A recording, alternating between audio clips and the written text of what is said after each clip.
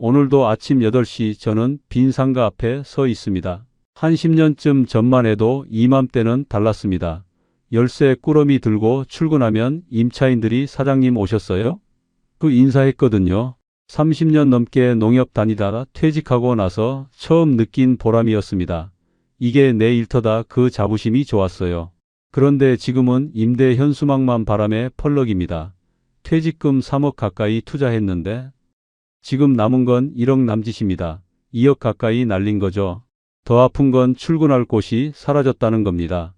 60을 훌쩍 넘긴 나이에 갈 곳이 없다는 게 이렇게 외로운 줄 몰랐습니다. 도대체 제게 무슨 일이 있었던 걸까요? 지금부터 그 이야기를 들려드리겠습니다. 시청 전 구독과 좋아요를 누르시면 로또에 당첨되는 행운이 올 수 있습니다. 그리고 지금 어디에서 시청하고 계신지 댓글로 남겨주세요. 여러분의 이야기도 듣고 싶습니다. 그럼 지금부터 시작되는 이야기 속으로 함께 들어가 볼까요? 제 이름은 한경호입니다. 올해 66이고요. 지금은 경기도 서쪽의 한 오피스텔에서 아내와 단둘이 살고 있습니다. 저는 30년 넘게 지역 농협에서 일한 농협맨이었습니다. 창구 직원으로 시작해서 대리, 과장을 거쳐 마지막엔 지점장까지 올라갔습니다. 김포 지역 농협에서만 거의 30년을 근무했습니다.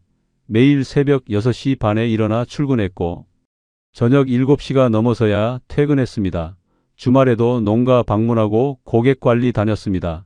힘들었지만 불만은 없었습니다. 가족을 먹여 살릴 수 있었고 두 자식도 대학까지 보낼 수 있었으니까요. 큰딸 지영이는 초등학교 선생님이 됐고 일산 쪽에서 결혼해서 살고 있었습니다. 작은 아들 민수도 중견기업에 다니고 있었고요. 아내는 평생 집안 살림만 꾸려왔습니다. 저희는 김포의 한 아파트에서 안정된 삶을 살고 있었습니다.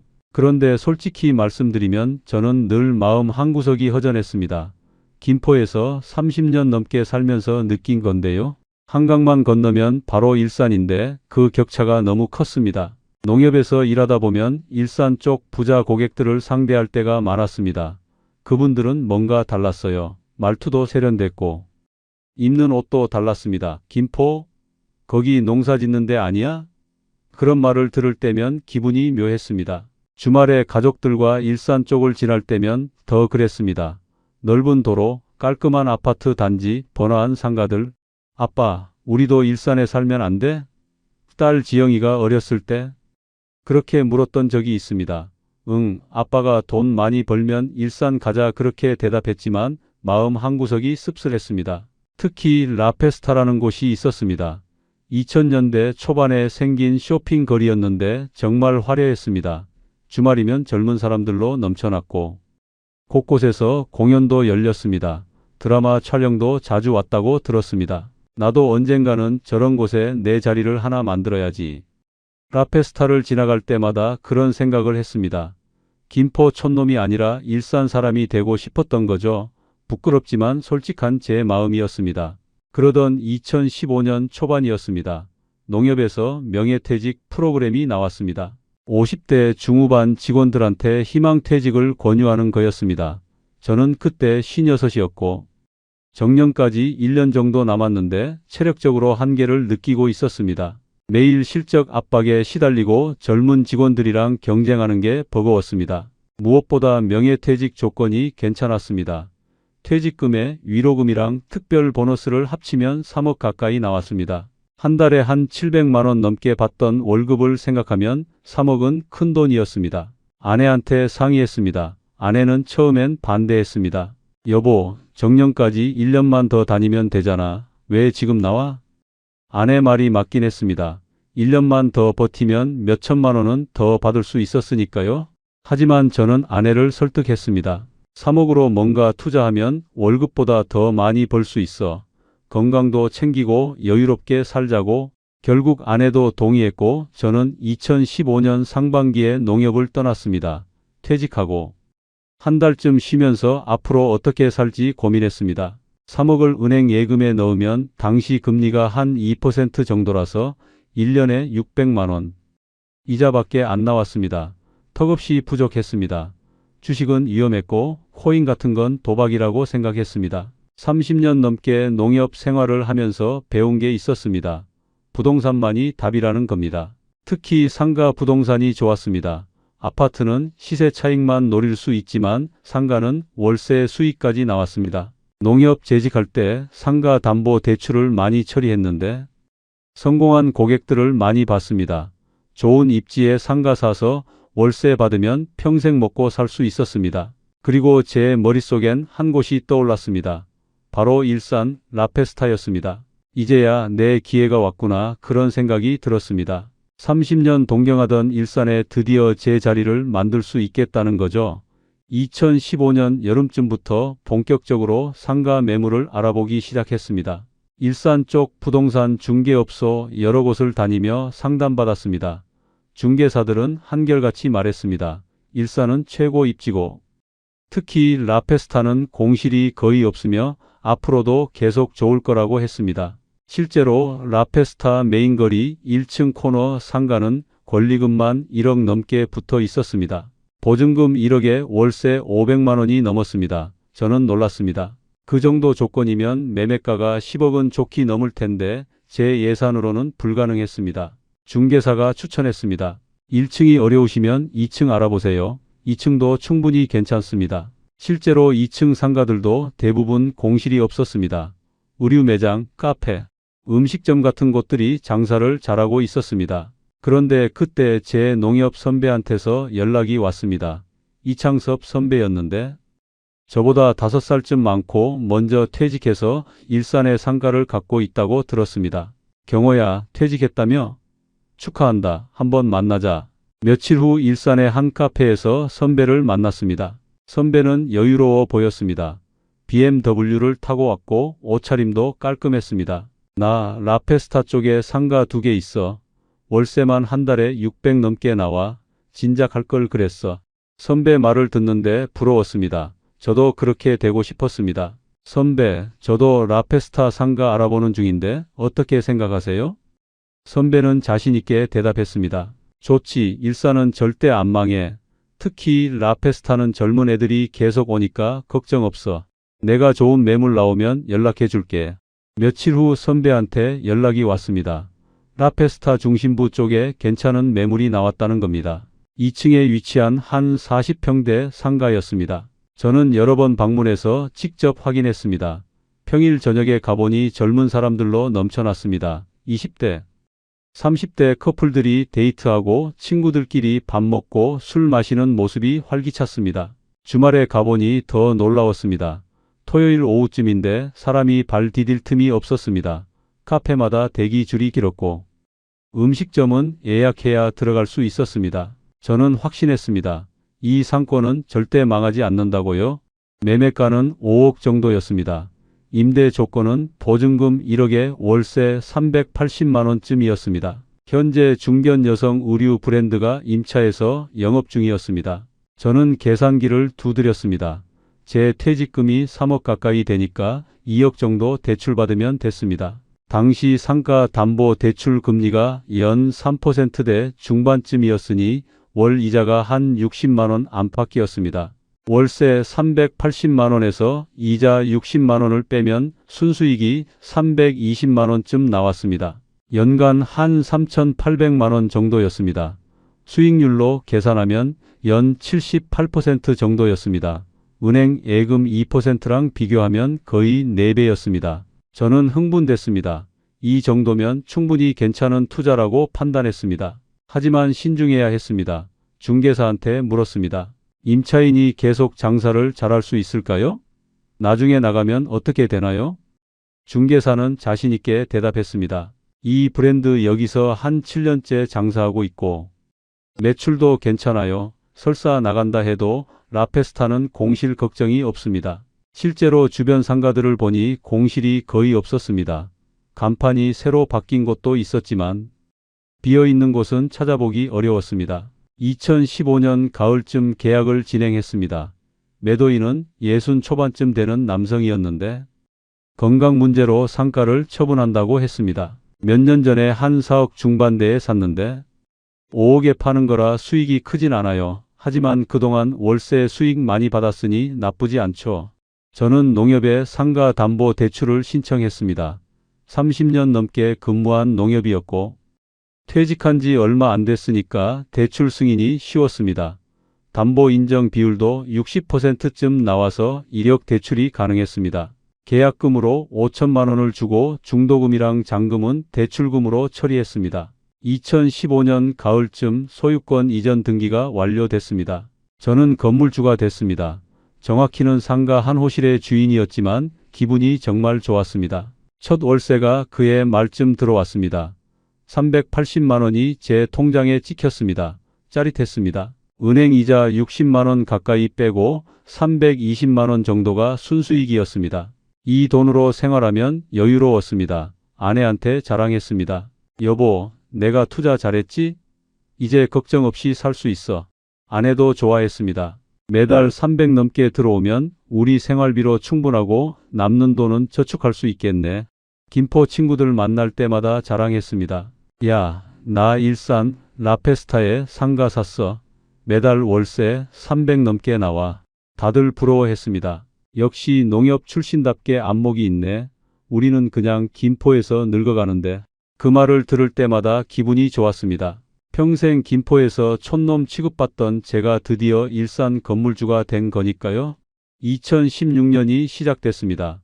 매달 월세가 정확하게 들어왔고 임차인도 성실했습니다. 저는 새로운 일상을 만들었습니다. 매일 아침 8시쯤 상가에 출근하기로 한 겁니다. 처음엔 아내가 의아해했습니다. 여보, 퇴직했는데 왜 또 출근해? 집에서 쉬지. 저는 대답했습니다. 그냥 집에만 있으면 늙어. 상가 관리도 해야 하고 임차인들이랑 소통도 해야지. 사실 진짜 이유는 달랐습니다. 출근할 곳이 생겼다는 게 좋았습니다. 30년 넘게 매일 아침 나가던 습관이 몸에 배어 있었거든요. 매일 아침 7시쯤 일어나서 씻고 옷 입었습니다. 정장까진 아니어도 깔끔한 옷차림으로 준비했습니다. 8시쯤 되면 차를 타고 일산으로 향했습니다. 김포에서 일산까지 한 30분쯤 걸렸습니다. 한강 건너서 일산 쪽으로 들어갈 때마다 기분이 묘했습니다. 나도 이제 일산 사람이구나 그런 생각이 들었습니다. 상가에 도착하면 열쇠로 문을 열고 들어갔습니다. 임차인이 오기 전에 복도랑 주변을 간단히 청소했습니다. 창문도 닫고 화분에 물도 줬습니다.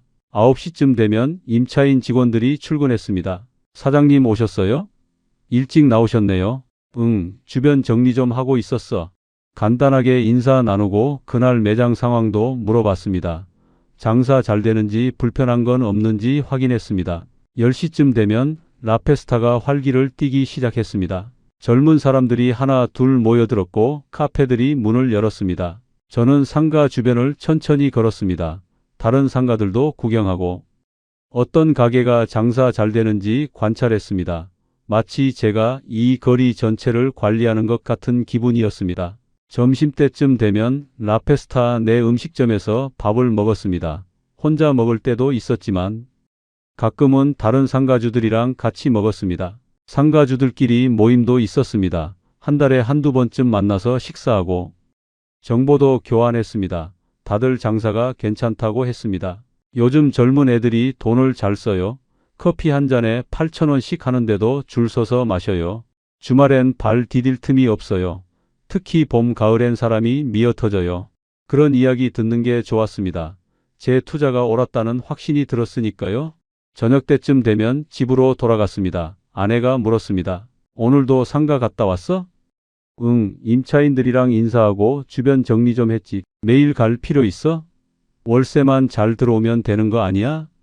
그래도 내 건물인데 관리 좀 해야지. 출근하니까 좋더라고. 사실 아내 말이 맞긴 했습니다. 굳이 매일 갈 필요는 없었습니다. 하지만 저한테는 중요했습니다. 30년 넘게 출근하던 습관이 있었고 갈 곳이 있다는 게 좋았습니다. 이게 내 일터다 그런 생각이 들었습니다. 농협은 퇴직했지만 저는 이제 건물주로 일하고 있다는 자부심이 있었습니다. 주말에는 가족들이랑 같이 라페스타에 갔습니다. 아내랑 산책하면서 제 상가를 자랑스럽게 보여줬습니다. 저기 저 2층 매장 보여? 저게 우리 건물이야. 알아, 벌써 몇 번째 보여주는 거야. 아내는 웃었지만 저는 진심이었습니다. 자랑스러웠습니다. 주말 라페스타는 정말 화려했습니다. 사람들로 넘쳐났고 곳곳에서 공연도 열렸습니다. 버스킹하는 젊은이들도 많았고 드라마 촬영팀도 가끔 왔습니다. 일산에 사는 딸 지영이네 가족도 자주 만났습니다. 손주들 데리고 라페스타에 나와서 같이 저녁 먹곤 했습니다. 아빠, 여기 진짜 좋네요. 우리 동네 같아요. 딸이 그렇게 말할 때마다 뿌듯했습니다. 아빠도 이제 일산 사람이야. 그런 말을 하고 싶었지만 꾹 참았습니다. 손주들한테 용돈도 넉넉히 줬습니다. 5살짜리 손주가 할아버지 고마워요 할 때마다 행복했습니다. 김포 친구들 만날 때도 계속 자랑했습니다. 야, 나 요즘 매일 일산 출근해. 상가 관리하느라 바빠. 부럽다. 우리는 그냥 집에서 놀고 먹는데 너희도 투자 좀 하지. 월세 받으면 좋은데. 친구들은 부러워했지만 선뜻 따라하진 못했습니다. 목돈이 없거나 용기가 없었던 거죠. 2016년은 순조롭게 흘러갔습니다. 매달 월세가 정확하게 들어왔고 임차인도 성실했습니다. 가끔 상가를 방문해서 확인했는데 장사가 잘 되는 것 같았습니다. 주말이면 여전히 라페스타는 사람들로 넘쳤고 평일에도 한산하지 않았습니다. 특히 봄이랑 가을 날씨 좋을 때는 더 많은 사람들이 찾아왔습니다. 스트리트형 상가라서 야외를 걷는 재미가 있었고 곳곳에서 공연도 열렸습니다. 젊은 커플들이 데이트 코스로 라페스타를 선택했고 가족 단위 방문객도 많았습니다. 저는 안심했습니다. 이 정도면 한 10년은 문제없겠다고 생각했습니다. 월세 수익 300 넘게 받으면 저희 부부는 충분히 생활할 수 있었습니다. 김포 아파트는 전세로 살고 있었는데 전세금은 제 예금에서 나왔고 생활비는 월세로 충당했습니다. 매달 한 20만 원에서 30만 원쯤 남았고 그 돈은 비상금으로 모았습니다. 2016년 하반기쯤 좋은 소식도 있었습니다. 라페스타 인근 부동산 시세가 올랐다는 겁니다. 제가 5억에 산 상가가 5억 중반대로 평가됐습니다. 1년 만에 몇천만 원 시세 차익이 생긴 겁니다. 실제로 팔 생각은 없었지만 기분은 좋았습니다. 자산 가치가 늘어난 느낌이었습니다. 2017년 초반도 비슷했습니다. 1월, 2월은 춥고 명절도 있어서 한산했지만 3월부터 다시 사람들이 늘어났습니다. 4월, 5월은 특히 좋았습니다. 날씨가 완벽했고 야외를 걷기에 최적이었습니다. 라페스타는 여전히 일산 최고 명소였습니다. 저는 행복했습니다. 농협 다닐 때는 매일 스트레스에 시달렸는데 이제는 자유로웠습니다. 아침에 여유롭게 일어나고 상가 출근하고 저녁에는 아내랑 산책했습니다. 돈 걱정도 없었습니다. 매달 300 넘게 자동으로 들어왔으니까요. 일하지 않고 돈을 버는 기분이 이렇게 좋은 줄 몰랐습니다. 그해 여름쯤 아내랑 제주도에 다녀왔습니다. 농협 다닐 때는 휴가도 제대로 못 갔는데 이제는 마음 편하게 놀 수 있었습니다. 제주도에서 사흘을 보내면서 앞으로 계획을 세웠습니다.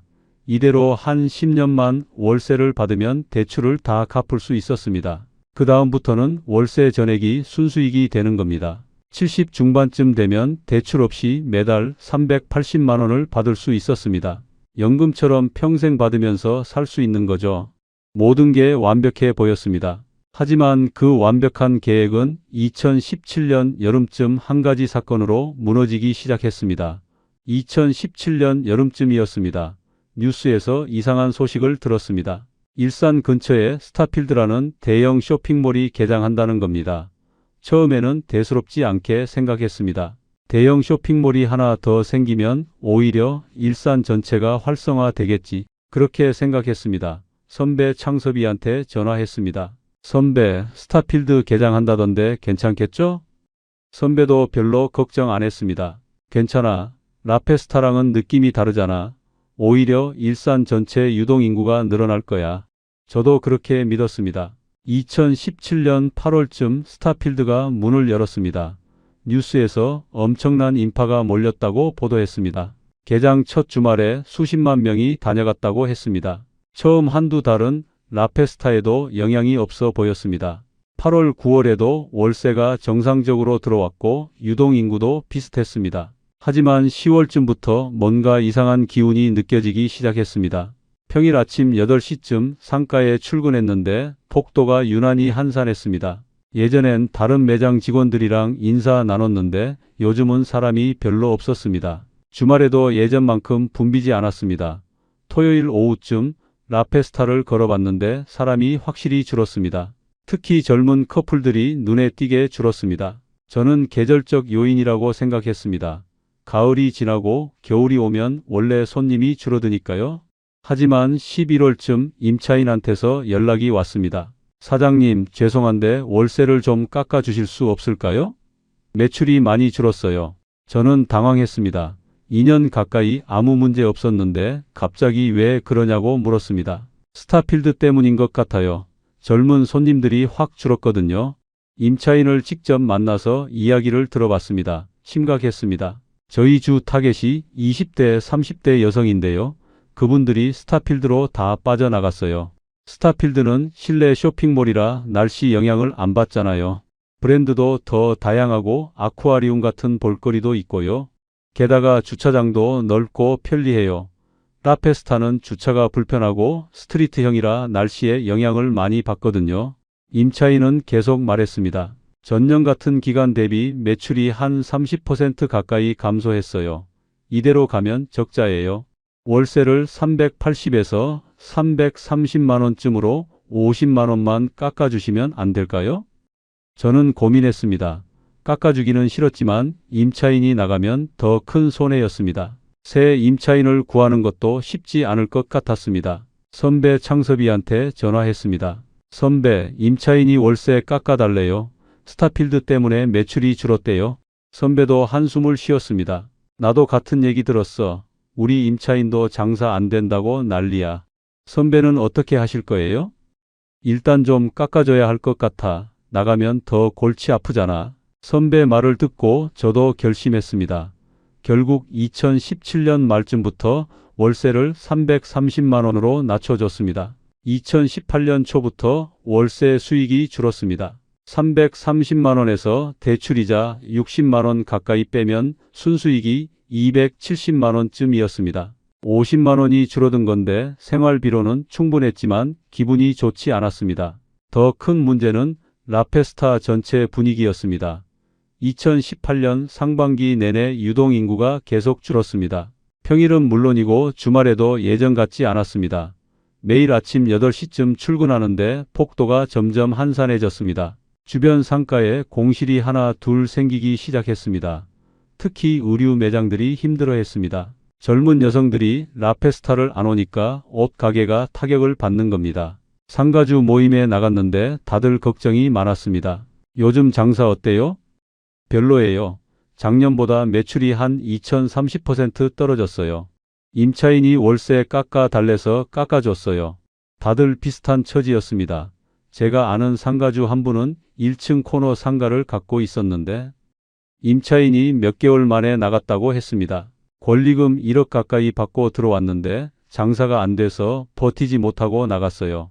권리금은 날리고 보증금만 겨우 돌려받았대요. 새 임차인 구하려는데 쉽지 않아요. 저는 불안해지기 시작했습니다. 혹시 제 임차인도 버티지 못하고 나가는 건 아닐까 걱정했습니다. 매일 아침 8시쯤 상가에 출근했지만 예전 같은 보람이 없었습니다. 폭도를 청소하고 주변을 걸어봐도 사람이 별로 없었습니다. 임차인 직원들이랑 인사 나눴지만 그들 표정도 어두웠습니다. 요즘 장사 어때요? 별로예요. 손님이 확 줄었어요. 그런 대화가 반복됐습니다. 주말에도 라페스타는 예전 같지 않았습니다. 사람이 아예 없는 건 아니었지만 확실히 줄었습니다. 젊은 커플들은 거의 안 보였고 50대 이상 중장년층만 드문드문 지나갔습니다. 카페들도 대기 줄이 없었고 음식점도 예약 안 해도 들어갈 수 있었습니다. 선배 창섭이랑 만나서 커피 마셨습니다. 선배, 어떻게 될 것 같아요? 선배도 걱정스러운 표정이었습니다. 글쎄, 일시적인 현상이길 바라야지. 스타필드 신기함이 지나면 다시 사람들이 올 거야. 그럴까요? 그래야지. 라페스타가 한두 해 된 곳도 아니고 10몇 년간 잘해왔잖아. 저도 그렇게 믿고 싶었습니다. 일시적인 현상이라고, 봄이 오면 다시 좋아질 거라고. 하지만 마음 한구석이 불안했습니다. 2018년 하반기쯤 걱정이 더 커졌습니다. 10월쯤 임차인이 연락했습니다. 사장님, 죄송한데 말씀드릴 게 있어요. 불길한 예감이 들었습니다. 계약 만료되는 12월에 나가려고 합니다. 왜요? 월세 더 깎아드릴게요. 아니에요. 월세 문제가 아니라 매출 자체가 안 나와요. 지난 1년간 계속 적자였어요. 월세를 안 받아도 고정비랑 인건비 때문에 손해예요. 더 버티면 빚만 늘어날 것 같아요. 임차인은 단호했습니다. 이미 정리하기로 마음먹은 것 같았습니다. 저는 당황했습니다. 새 임차인을 구해야 했습니다. 중개사한테 연락했더니 요즘 라페스타 상가가 잘 안 나간다고 했습니다. 공실이 늘어나고 있고 임차 희망자가 많지 않아요. 월세도 예전만큼 받기 어려울 것 같아요. 저는 초조했습니다. 2018년 말쯤 임차인이 나갔습니다. 7년쯤 장사하던 브랜드였는데 철수한 겁니다. 상가는 텅 비었고 저는 새 임차인을 구하기 시작했습니다. 매일 아침 8시쯤 출근했지만 할 일이 없었습니다. 빈 상가 앞에서 그냥 서 있을 뿐이었습니다. 복도를 청소하고 창문을 닦았지만 공허했습니다. 이게 내 일터다. 그 자부심이 점점 사라지고 있었습니다. 주변 상가들을 보니 공실이 더 늘어났습니다. 임대문이 현수막이 곳곳에 걸렸습니다. 라페스타 전체가 침체 분위기였습니다. 평일에는 사람이 거의 없었고 주말에도 한산했습니다. 제가 처음 투자했던 몇 년 전과는 완전히 달랐습니다. 불과 34년 만에 이렇게 변할 줄 누가 알았겠습니까? 선배 창섭이한테 전화했습니다. 선배, 임차인이 나갔어요. 새 임차인 구하기 힘들 것 같아요. 선배도 한숨만 쉬었습니다. 나도 비슷해. 한 군데는 벌써 3개월째 공실이야. 어떻게 해야 할까요? 일단 조건을 낮춰야 할 것 같아. 월세도 내리고 보증금도 낮추고. 저는 억울했지만 어쩔 수 없었습니다. 공실로 두면 월세 수익이 제로인데 대출 이자는 매달 60만 원 가까이 나갔습니다. 몇 개월이면 수백만 원을 까먹는 겁니다. 예금을 깨서 이자를 내야 했습니다. 마음이 급했습니다. 빨리 임차인을 구해야 했습니다. 하지만 쉽지 않았습니다. 문의도 별로 없었고 조건도 맞지 않았습니다. 매일 아침 8시쯤 출근했지만 빈 상가 앞에 서 있는 게 전부였습니다. 내가 왜 여기 왔을까? 그런 생각이 들기 시작했습니다. 30년 동경하던 일산, 드디어 건물주가 됐다고 자랑하던 그 마음은 어디 갔는지 이제는 불안과 초조함만 남았습니다. 2019년 초부터 공실 기간이 시작됐습니다. 1월이 지나고 2월이 지나고 3월이 지나도 아무도 안 들어왔습니다. 중개사는 조건을 낮춰야 한다고 했습니다. 월세를 300만 원 이하로 내리고 보증금도 낮춰야 해요. 저는 억울했지만 어쩔 수 없었습니다. 월세를 280만 원쯤으로 낮추고 보증금도 5천만 원대로 낮췄습니다. 그래도 4월, 5월까지 안 들어왔습니다. 매달 예금을 깨서 대출 이자를 냈습니다. 한 달에 60만 원 가까이 나갔는데 반년이면 350만 원 넘게 까먹는 겁니다. 매일 아침 8시쯤 출근했지만 빈 상가만 바라볼 뿐이었습니다. 복도를 청소하고 주변을 걸었지만 할 일이 없었습니다. 내가 뭐 하는 거지? 그런 생각이 자꾸 들었습니다. 아내가 말했습니다. 여보, 그냥 집에 있어. 매일 거기 가봤자 뭐해. 그래도 내 건물인데 관리 좀 해야지. 비어있는데 무슨 관리를 해. 기름값만 나가잖아. 아내 말이 맞았습니다. 하지만 저는 계속 출근했습니다. 갈 곳이 없었거든요. 7월쯤 드디어 임차인을 구했습니다. 하지만 조건이 나빴습니다. 보증금 5천만 원에 월세 280만 원이었습니다. 권리금은 당연히 없었습니다. 저는 마음이 아팠지만 받아들였습니다. 공실보다는 나았으니까요. 2019년 하반기부터 월세 280만 원을 받기 시작했습니다. 대출이자 60만 원 가까이 빼면 순수익이 220만 원쯤이었습니다. 처음 투자했을 때 320만 원에서 100만 원이 줄어든 겁니다. 생활비로는 빠듯했지만 그래도 참았습니다. 새 임차인은 소규모 의류 편집숍을 운영했습니다. 젊은 사장님이었는데 나름 열심히 하는 것 같았습니다. SNS 마케팅도 하고 신상품도 자주 들여왔습니다. 저는 응원했습니다. 잘 되길 바랐습니다. 하지만 2019년 1년을 돌아보니 참담했습니다. 반년은 공실이었고 반년만 월세를 받았습니다. 총 수익이 1,600만 원 넘게 나왔는데 대출이자 700만 원 가까이 빼면 순수익이 1,000만 원도 안 됐습니다. 한 달 평균 80만 원쯤이었습니다. 턱없이 부족했습니다. 부족한 생활비는 예금을 깨서 버텼습니다. 1년간 1,500만 원 넘게 예금을 썼습니다. 불안했지만 내년에는 나아질 거라고 믿었습니다. 하지만 2020년 초에 더 큰 재앙이 찾아왔습니다. 2020년 1월쯤 뉴스에서 중국 쪽에 이상한 폐렴이 돈다는 소식을 들었습니다. 처음에는 남의 나라 일이라고 생각했습니다. 하지만 2월부터 한국에서도 확진자가 나오기 시작했습니다. 대구 쪽에서 집단 감염이 터졌고 정부에서 사회적 거리두기를 시행했습니다. 코로나19였습니다. 3월부터 모든 게 멈췄습니다. 사람들이 외출을 안 했고 쇼핑몰이 텅 비었습니다. 라페스타는 더 심각했습니다. 야외 거리라서 사람들이 더 꺼려했습니다. 유동인구가 거의 사라졌습니다. 제 임차인이 연락했습니다. 사장님, 장사가 안 돼요. 하루 매출이 10만 원도 안 나와요. 4월 초에 또 연락이 왔습니다. 더 이상 못 버티겠어요. 폐업하겠습니다. 3개월 만이었습니다. 저는 패닉 상태였습니다. 보증금 5천만 원을 돌려줘야 했고 상가는 또 공실이 됐습니다. 코로나 상황에서 새 임차인을 구하는 건 불가능했습니다. 4월부터 12월까지 1년 내내 공실이었습니다. 2020년 전체가 공실이었습니다. 월세 수익은 제로였고 대출 이자만 700만 원 가까이 나갔습니다. 예금을 계속 깼습니다. 게다가 상가 관리비도 나갔습니다. 비어 있어도 기본 관리비가 월 15만 원쯤 나왔습니다. 1년이면 180만 원이었습니다. 대출 이자랑 관리비를 합치면 880만 원 가까이 까먹은 겁니다. 생활비까지 합치면 2천만 원 넘게 예금을 썼습니다. 저는 절망스러웠습니다.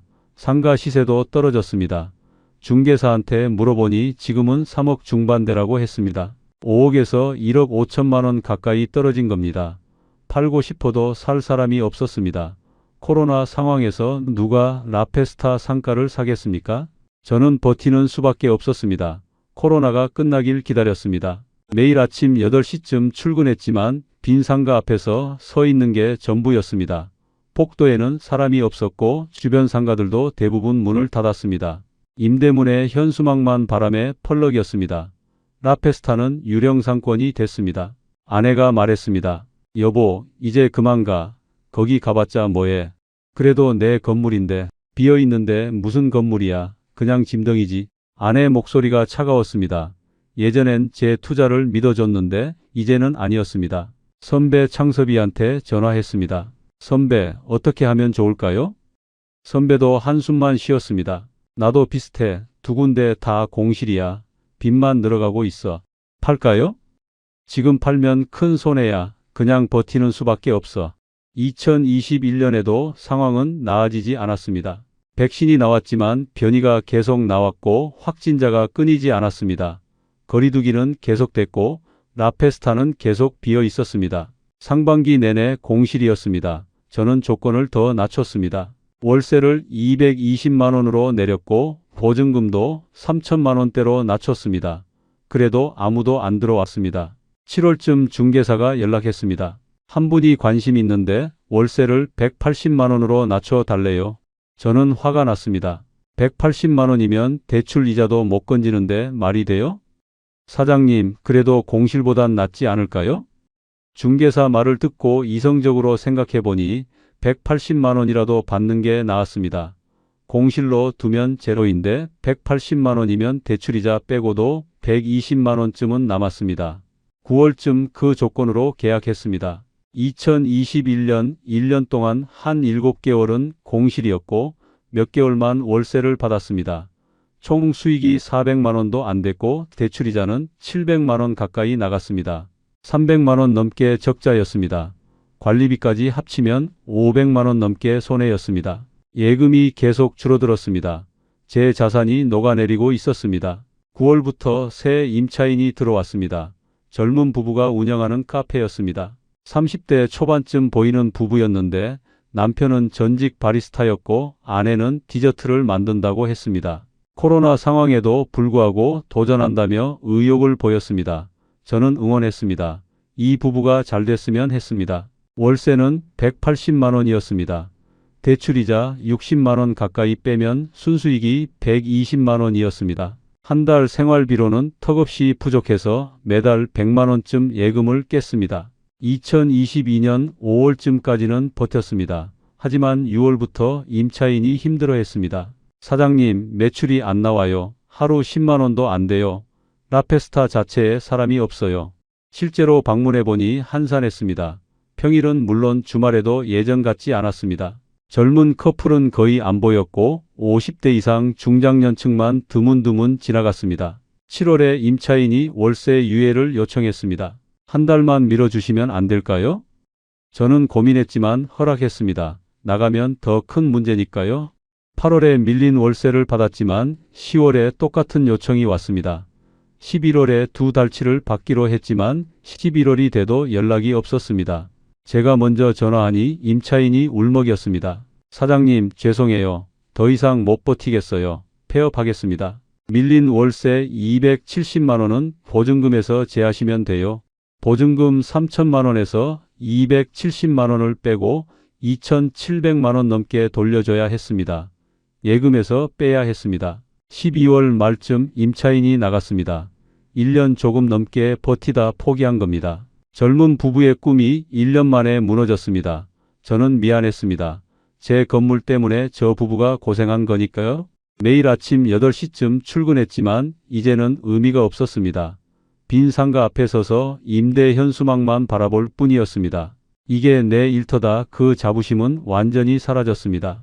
이제는 내가 왜 여기 왔나 그런 생각만 들었습니다. 60을 훌쩍 넘긴 나이에 갈 곳도 없고 할 일도 없었습니다. 외로웠습니다. 정말 외로웠습니다.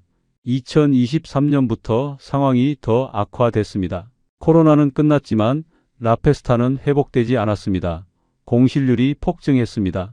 상가 10군데 중 4, 5군데는 비어 있었습니다. 전체를 걸어보니 절반 가까이가 공실이었습니다. 임대문에 현수막이 곳곳에 걸렸습니다. 권리금 없음, 보증금 협의 가능, 관리비만 내고 쓰세요 같은 문구도 보였습니다. 저는 월세를 150만 원으로 낮추고 보증금도 2천만 원대로 낮췄습니다. 그래도 안 들어왔습니다. 중개사한테 독촉했지만 소용없었습니다. 요즘 라페스타 쪽에 들어오려는 사람이 거의 없어요. 4월쯤 한번 문의가 왔습니다.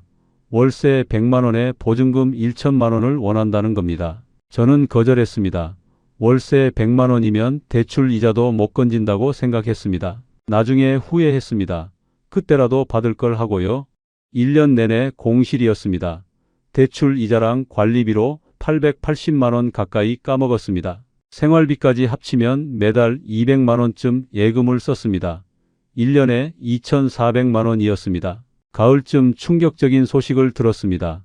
일산 쪽 1층 상가가 감정가 8억 넘게 나왔는데 1억 중반대에 낙찰됐다는 겁니다.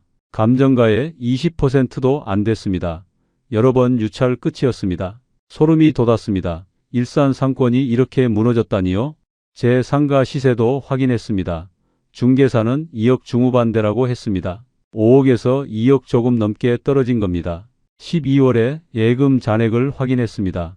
1억 800만 원쯤 남았습니다. 상가 가치는 2억 중후반대, 대출은 2억이었습니다. 실제 순자산은 1억도 안 됐습니다. 처음 3억 가까이 됐던 게 절반 가까이 줄어든 겁니다. 선배 창섭이한테 전화했습니다. 선배, 어떻게 하면 좋을까요? 선배도 한숨만 쉬었습니다. 나도 하나 팔았어. 큰 손해보고. 얼마에 파셨어요? 말도 마. 3억 넘게 샀는데 1억 중반대에 팔았어. 저도 팔까요? 팔 수 있으면 팔아. 더 떨어지기 전에. 12월 어느 날 상인회 모임에 참석했습니다.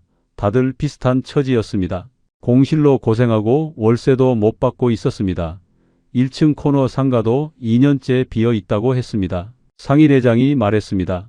일산 문제는 고령화예요. 주민 대여섯 명 중 한 명이 노인이고 앞으로 더 심해질 거래요. 젊은 층은 다른 신도시로 빠져나갔고 남은 건 노인뿐이에요. 노인들은 돈을 안 써요. 커피 2,000원짜리 마시고 앉아만 있어요. 젊은 사람들은 8,000원짜리 커피에 만원짜리 디저트 먹는데 말이죠. 구매력이 몇 배 차이 나요? 다른 신도시는 대기업이 있어서 젊은 직장인들이 많지만 일산은 일자리가 없는 배드타운일 뿐이에요. 모두 한숨만 쉬었습니다. 더 이상 버틸 수가 없었습니다. 저는 매도를 결심했습니다. 2024년 초쯤 상가 매도를 중개사한테 의뢰했습니다. 가격은 3억으로 제시했습니다. 조금이라도 손실을 줄이고 싶었습니다. 중개사는 고개를 저었습니다. 시세가 2억 중후반대인데 3억은 어려워요. 하지만 저는 일단 그 가격으로 냈습니다. 2월, 3월이 지났습니다. 연락이 없었습니다. 문의조차 없었습니다. 여름쯤 가격을 2억 중후반대로 낮췄습니다. 그래도 안 팔렸습니다. 가을에 2억 중반대로 더 낮췄습니다. 한 번 문의가 왔지만 가격이 안 맞는다며 포기했습니다. 상대방은 2억 초반대를 제시했습니다. 저는 거절했습니다. 너무 낮다고 생각했습니다. 겨울에 2억 중후반으로 또 낮췄습니다. 심리적 마지노선이었습니다. 하지만 연락이 없었습니다. 1년 동안 매달 대출 이자랑 관리비로 70만 원 넘게, 생활비까지 합치면 매달 200만 원쯤 예금이 줄었습니다. 1년간 2,400만 원이 사라졌습니다. 딸 지영이한테 전화가 왔습니다. 아빠, 손주들 학원비 좀 도와주실 수 있어요? 예전엔 흔쾌히 줬을 텐데 지금은 망설여졌습니다. 지영아, 미안한데 아빠가 지금 좀 어려워서. 아빠, 무슨 일 있어요? 아니야, 괜찮아. 조금만 기다려. 딸한테 솔직하게 말할 수가 없었습니다. 일산 상가 투자 실패했다고 말하면 딸이 얼마나 실망할까요? 손주들 얼굴 보는 게 두려웠습니다. 할아버지가 용돈도 못 주니까요. 김포 친구들도 만나기 싫었습니다. 예전엔 나 일산 상가 잘돼 자랑했는데 지금은 창피했습니다. 친구들 만날 약속 잡으면 핑계대고 안 나갔습니다. 몸이 안 좋아서 약속이 있어서 그렇게 피했습니다. 2025년 초쯤 저는 다급해졌습니다. 가격을 2억 중반으로 낮췄습니다. 급매로 올렸습니다. 2월 초에 중개사가 전화했습니다. 한 분이 관심 있는데 2억을 제시했어요. 저는 기가 막혔습니다. 2억이면 대출만 갚고 끝인데 말이 되냐고 했습니다. 하지만 중개사가 말했습니다. 요즘 이 동네 시세가 그래요. 받을 수 있을 때 받는 게 나아요. 저는 거절했습니다. 최소한 2억 조금 넘게는 받아야겠다고 버텼습니다. 그 구매자는 포기했습니다. 기회를 놓친 겁니다. 3월, 4월이 지났습니다. 연락이 없었습니다. 5월에 중개사한테 전화했습니다. 2억에라도 팔고 싶어요. 하지만 중개사가 말했습니다. 지금은 2억에도 안 팔려요. 시세가 더 떨어졌어요. 6월에 저는 절망했습니다. 예금 잔액이 1억 3,500만 원까지 줄었습니다. 이대로 가면 2년 안에 예금이 바닥났습니다. 가격을 1억 중후반으로 낮췄습니다. 7월에 연락이 왔습니다. 1억 중반대에 사겠다는 겁니다. 저는 고민했습니다. 1억 중반대면 대출 2억 갚고 몇천만 원 손해를 보는 겁니다. 예금에서 몇천만 원을 보태야 했습니다. 말도 안 됐지만 선택의 여지가 없었습니다. 8월에 계약했습니다. 1억 중후반에 팔았습니다. 한 10년 전 5억에 샀던 상가가 1억 중후반에 팔린 겁니다. 9월에 잔금을 받고 대출 2억을 갚았습니다. 부족한 몇천만 원은 예금에서 보탰습니다. 최종적으로 예금 잔액은 1억 500만 원쯤 남았습니다. 계산을 해봤습니다. 한 10년 전 시작할 때 제 자산은 3억 가까이 됐습니다. 10년 후 현재 자산은 1억 500만 원쯤이었습니다. 2억 가까이 손실이었습니다. 10년간 월세 수익도 따져봤습니다. 총 수입이 한 2억 조금 넘게 됐습니다. 10년간 평균 월 200만 원도 안 받은 셈입니다. 하지만 대출 이자는 총 7천만 원 가까이 나갔습니다. 순수익은 1억 중반대였습니다. 10년간 월 평균 130만 원쯤 번 겁니다. 처음 계획했던 월 320만 원과는 천지 차이였습니다. 상가 매매 손실이랑 예상 수익 대비 부족분을 합치면 실질적으로 2억 중후반을 날린 겁니다. 3억 가까이 시작해서 1억 500만 원 남고 10년을 고생한 겁니다. 저는 허탈했습니다. 아내는 울었습니다. 우리 노후가 어떻게 돼? 이제 어떻게 사냐고? 아내가 울먹였습니다. 저도 눈물이 났습니다. 30년 넘게 성실하게 일해서 모은 퇴직금을 이렇게 날려버렸다는 게 믿기지 않았습니다. 딸 지영이한테도 미안했습니다. 결혼자금 도와줄 형편이 안 됐고 손주들 육아비도 못 줬습니다. 김포 친구들한테도 얼굴을 들 수가 없었습니다. 나 일산 건물주 됐어 자랑하던 그 입으로 이제 뭐라고 말할까요? 선배 창섭이한테 전화했습니다. 선배, 저도 팔았어요. 큰 손해 봤어요. 선배도 한숨만 쉬었습니다. 나도 2개 다 팔았어. 우리 둘 다 속았지 뭐. 후회돼요. 나도 마찬가지야. 근데 어쩌겠어. 이미 지나간 일인데. 전화를 끊고 빈 상가 앞에 마지막으로 섰습니다. 10년간 매일 아침 8시쯤 출근하던 곳이었습니다. 이게 내 일터다 자부심 느끼던 곳이었습니다. 하지만 이제는 아무 의미가 없었습니다. 임대 현수막만 바람에 펄럭이었습니다. 저는 돌아섰습니다. 다시는 이곳에 오지 않을 겁니다. 지금 저희 부부는 경기도 서쪽의 한 오피스텔에서 살고 있습니다. 월세 40만 원쯤 되는 곳입니다. 일산 아파트 전세는 몇 년 전에 뺐습니다. 전세금 2억 가까이 받아서 상가 대출 이자 내는 데 썼습니다. 그 돈도 다 날아갔습니다. 남은 예금 1억 500만 원쯤으로 전세를 얻을 수도 있었지만 그러면 생활비가 없었습니다. 그래서 월세로 살기로 했습니다. 매달 예금에서 150만 원쯤 인출해서 월세랑 생활비로 씁니다. 이대로 가면 한 7년 후면 예금이 바닥납니다. 저는 올해 60을 훌쩍 넘었습니다. 국민연금을 신청했습니다. 65쯤부터 받을 수 있는데 저는 몇 년 늦게 신청했습니다. 조금이라도 더 받으려고 늦춘 겁니다. 월 95만 원쯤 나옵니다. 거기에 농협 퇴직연금까지 합치면 월 175만 원쯤 됩니다. 그걸로 연명할 겁니다. 노후는 끝났습니다. 좁은 오피스텔 창가에 앉아서 월세 계약서를 들여다봤습니다. 작은 방, 좁은 주방, 낡은 가구들, 10년 전 일산 라페스타 상가 앞에서 이게 내 일터다 자부심 느끼던 그때가 떠올랐습니다. 30년 동경하던 일산, 드디어 건물주가 됐다고 김포 친구들한테 자랑하던 그 순간이 생각났습니다. 하지만 지금은 김포로 돌아왔습니다. 쫓겨나듯 돌아왔습니다. 딸 지영이한테 전화가 왔습니다. 아빠, 이번 주말에 손주들 데리고 놀러 갈까요? 응, 그래, 우리 집으로 와. 저는 지갑에서 10,000원짜리 몇 장을 꺼냈습니다. 예전엔 5만 원씩 줬는데 지금은 10,000원씩만 줬습니다. 딸이 눈치를 챘습니다. 아빠, 괜찮아요. 안 주셔도 돼요. 아니야, 할아버지가 줘야지. 하지만 손이 떨렸습니다. 미안했습니다. 딸이 조심스럽게 물었습니다. 아빠, 일산 상가는 어떻게 됐어요? 저는 한참을 말을 못했습니다. 팔았어. 큰 손해 보고. 아빠, 딸 목소리가 떨렸습니다. 미안하다, 지영아. 아빠가 투자를 잘못해서. 아빠, 괜찮아요. 건강하시면 돼요.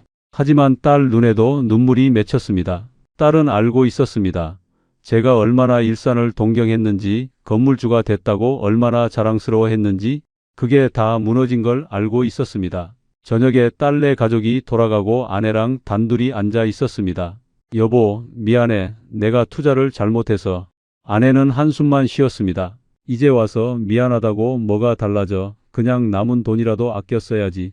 아내 목소리가 차갑진 않았지만 따뜻하지도 않았습니다. 김포 친구들 만나는 것도 피했습니다. 예전엔 한 달에 한두 번쯤 만나서 술 마시고 이야기했는데 지금은 연락이 와도 핑계대고 안 나갔습니다. 요즘 몸이 안 좋아서 다음에 보자 그렇게 피했습니다. 친구들이 물을까봐 두려웠습니다. 경호야, 일산 상가 어때? 그 질문이 무서웠습니다. 뭐라고 대답할까요? 팔았어. 2억 가까이 날렸어. 그렇게 말할 수가 없었습니다. 매일 아침 일어나도 갈 곳이 없었습니다. 10년간 매일 아침 8시쯤 일산 상가로 출근했는데 이제는 할 일이 없었습니다. 오피스텔 창가에 앉아서 하루 종일 멍하니 있을 때가 많았습니다. 아내가 말했습니다. 여보, 집에만 있지 말고 나가서 운동이라도 해. 응, 그래야지. 하지만 나가기가 싫었습니다. 김포 시내를 걷다가 친구들을 만날까봐 두려웠습니다. 60을 훌쩍 넘긴 나이에 갈 곳이 없다는 게 이렇게 외로운 줄 몰랐습니다. 30년 넘게 농협 다니면서 매일 출근했고 퇴직 후에도 10년간 상가로 출근했습니다. 이게 내 일터다. 그 자부심이 좋았습니다. 하지만 이제는 일터도 없고 자부심도 없습니다. 그냥 빈 시간만 남았습니다. 선배 창섭이한테 전화했습니다. 선배, 요즘 어떻게 지내세요? 그냥 그렇지 뭐. 나도 김포로 돌아왔어. 저도요. 우리 참 웃기지. 평생 일산 동경하다가 결국 김포로 돌아왔잖아. 선배 목소리가 쓸쓸했습니다. 선배, 후회돼요? 당연하지. 근데 어쩌겠어. 이미 지나간 일인데. 저도 그래요. 밤에 잠이 안 와요. 나도 마찬가지야. 자다가 벌떡 일어날 때가 많아.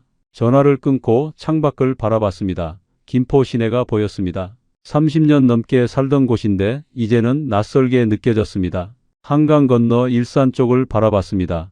저 너머 어딘가에 제가 10년간 출근하던 라페스타가 있을 겁니다. 하지만 이제는 제 것이 아닙니다. 남의 것입니다. 아니, 어쩌면 아직도 비어 있을지도 모릅니다. 새 주인도 저처럼 고생하고 있을지도 모릅니다. 저는 한숨을 쉬었습니다. 30년 동경하던 일산, 드디어 건물주가 됐다 싶었는데 결국 김포로 쫓겨나듯 돌아왔습니다. 이게 제 인생입니다. 지금 돌이켜보면 제가 투자한 타이밍이 최악이었습니다. 2015년쯤은 라페스타 전성기의 끝자락이었습니다. 이미 쇠퇴의 조짐이 있었는데 저는 몰랐습니다. 몇 년 전부터 일산 주민들이 서울 쪽으로 빠져나가고 있었습니다. 일산 신도시의 고령화가 시작됐고 젊은 층은 다른 신도시로 이주하고 있었습니다. 라페스타의 주고객인 20대, 30대가 사라지고 있었던 겁니다. 하지만 저는 겉으로 보이는 활기에만 속았습니다. 주말에 사람 많으니까 괜찮다고 착각했습니다. 더 큰 문제는 2017년 여름쯤 스타필드 개장이었습니다. 이게 결정타였습니다. 초대형 쇼핑몰이 들어서면서 라페스타는 경쟁력을 완전히 잃었습니다. 스타필드는 실내 쇼핑몰이라 날씨에 영향 안 받고 브랜드도 다양하며 볼거리도 많았습니다. 라페스타는 스트리트형이라 여름엔 덥고 겨울엔 춥고 비 오면 불편했습니다. 젊은 층은 당연히 스타필드를 선택했습니다. 2020년 코로나는 회복 불가능한 타격을 입혔습니다. 코로나 이후 사람들의 소비 패턴이 완전히 바뀌었습니다. 온라인 쇼핑이 대세가 됐고 오프라인 상권은 위축됐습니다. 특히 라페스타 같은 노후 상권은 더 심각했습니다. 시설이 낡았고 관리도 안 됐으며 브랜드도 구식이었습니다. 일산 전체를 말하는 건 아닙니다. 일산에도 잘 되는 상권이 있습니다. 하지만 라페스타 특정 구역은 정말 힘들었습니다. 분양 상가의 구조적 문제도 컸습니다. 라페스타는 몇백 개 매장이 모두 개별 소유였습니다. 각자 주인이 달라서 통합 관리가 불가능했습니다. 리모델링을 하려면 모든 상가주의 동의가 필요한데 의견을 모으기가 불가능했습니다. 시설은 노후화되고 관리는 방치됐습니다. 단일 소유 쇼핑몰은 과감하게 리모델링하고 트렌드에 맞춰 업종을 바꿀 수 있었습니다. 하지만 분양 상가는 20년 전 모습 그대로 멈춰 있었습니다. 변화할 수 없었기 때문에 도태될 수밖에 없었습니다. 제가 저지른 가장 큰 실수는 퇴직금 전부를 한 곳에 투자한 것입니다. 3억 가까이 되는 돈을 5곳에 6천만 원씩 분산 투자했다면 리스크를 줄일 수 있었습니다. 하지만 저는 올인했습니다. 라페스타를 너무 믿었습니다. 일산 신도시는 망하지 않는다고 착각했습니다. 하지만 신도시도 늙고 죽습니다. 일산 특정 상권은 지금 죽어가고 있습니다. 만약 지금 라페스타 상가 투자를 고민하시는 분이 계시다면 절대 하지 마십시오. 이미 회생 불가능한 상권입니다. 공실률이 절반 가까이 되고 계속 늘고 있습니다. 권리금은 사라진 지 오래고 월세도 반토막 이하로 났습니다. 임차인을 구하기도 어렵고 구해도 얼마 못 가 나갑니다. 특정 지역 전체가 고령화되고 있고 젊은 층은 계속 떠나고 있습니다. 한 10년 후면 주민 4, 5명 중 1명이 노인입니다. 소비력이 없는 도시에서 상권이 살아날 리 없습니다. 상가 투자는 입지가 전부입니다. 유동인구가 사라진 입지는 가치가 없습니다. 제가 투자했던 곳은 그런 곳이었습니다. 저는 30년 넘게 농협에서 일했습니다. 숫자를 다루는 게 익숙했고 투자 분석도 할 줄 안다고 생각했습니다. 하지만 그게 함정이었습니다. 수익률 계산하고 월세 따지고 그런 건 할 줄 알았지만 정작 중요한 걸 못 봤습니다. 시대가 변하고 있다는 걸, 오프라인 상권이 무너지고 있다는 걸, 젊은 층이 떠나고 있다는 걸, 숫자에만 집중하다가 큰 흐름을 놓쳤습니다. 30년 경력이 오히려 독이 됐습니다. 내가 뭘 모르겠어. 그런 자만심이 있었습니다. 하지만 부동산은 은행 업무랑 달랐습니다. 경험도 소용없었습니다. 제가 여러분께 드리고 싶은 조언이 있습니다. 첫째, 경험 없는 분야에 함부로 투자하지 마십시오. 30년 농협 다녔다고 부동산을 아는 게 아닙니다. 둘째, 감정보다 숫자 중심으로 판단하십시오. 저는 일산에 대한 로망 때문에 객관적 판단을 못했습니다. 셋째, 대출을 최소화하십시오. 저는 2억을 빌렸는데 그게 목을 조였습니다. 넷째, 충분한 시장 조사가 필요합니다. 겉으로 보이는 활기만 보지 말고 인구 변화, 경쟁 상권, 미래 전망까지 봐야 합니다. 다섯째, 비수기 대응책을 준비하십시오. 저는 스타필드 개장, 코로나 같은 변수를 전혀 예상 못했습니다. 여섯째, 욕심보다 지속 가능성을 우선하십시오. 저는 높은 수익률에만 눈이 멀었습니다. 일곱째, 절대 올인하지 마십시오. 분산 투자가 답입니다. 저는 10년을 허비했고 2억 가까이 날렸습니다. 지금은 좁은 오피스텔에서 살며 연금 타는 날만 기다리고 있습니다. 노후는 끝났습니다. 제 인생 최악의 선택이었습니다. 하지만 이 이야기가 여러분께는 교훈이 되길 바랍니다. 저처럼 평생 모은 돈을 한순간에 잃지 마십시오. 저처럼 로망에 속아서 객관적 판단을 놓치지 마십시오. 저처럼 올인해서 모든 걸 잃지 마십시오. 제 실패가 여러분의 성공을 만들 수 있다면 그것만으로도 의미가 있다고 생각합니다. 감사합니다. 우리의 이 사연이 마음에 남았다면 좋아요를 눌러주세요. 그리고 소중한 사람들과 함께 이 이야기를 나눠주시길 바랍니다. 여러분의 한마디가 누군가에겐 큰 위로가 될 수 있습니다. 영상이 마음에 드셨다면 구독과 좋아요 응원 부탁드립니다. 감사합니다. 어차피 노는 시간인데 돈 좀 불리면 어때요? 낮 2시부터 5시까지 손님 한 명 없는 오후 시간이 늘 무료했습니다. 20년 넘게 호프집을 운영했지만 이 시간만큼은 정말 지루했거든요. 그때 단골 손님이 건넨 명함 한 장, 성공한 자영업자들만의 모임이라는 말 한마디, 처음엔 작은 금액으로 시작했습니다. 그런데 몇 달 만에 눈에 띄게 불어나더군요. 3개월 만에 1,500의 수익을 냈습니다. 믿을 수 있나요? 저는 그게 진짜인 줄 알았습니다. 25년 가까이 성공한 자영업자의 안목을 믿었거든요. 하지만 결국 평생 모은 돈 전부를 잃었습니다. 지금 저는 목욕탕 탈의실에서 조용히 수건을 개고 있습니다. 도대체 저에게 무슨 일이 있었던 걸까요? 지금부터 그 악몽 같던 시간들을 들려드리겠습니다. 시청 전 구독과 좋아요를 누르시면 로또에 당첨되는 행운이 올 수 있습니다. 그리고 지금 어디에서 시청하고 계신지 댓글로 남겨주세요. 여러분의 이야기도 듣고 싶습니다. 그럼 지금부터 시작되는 이야기 속으로 함께 들어가 볼까요? 제 이름은 박현권입니다. 올해 55이고요. 지난 25년 가까운 세월을 이 동네에서 호프집을 운영해 왔습니다. 사람들은 저를 이 동네 터줏대감이라고 불렀어요. 매일 저녁이면 단골 손님들이 하나둘씩 찾아와 사장님, 여기요 하고 부르는 소리가 가게 안을 가득 채웠죠. 회사원들은 퇴근 후 이곳에서 하루의 스트레스를 풀었고 동네 어르신들은 소주 한 잔에 세상 이야기를 나눴습니다. 저는 그저 웃으며 안주를 나르고 맥주잔을 채워드리는 게 일상이었어요. 아내와 저는 딱 호흡이 맞았습니다. 아내는 주방에서 안주를 만들고 저는 홀에서 손님을 응대했죠. 말이 많이 필요 없었어요.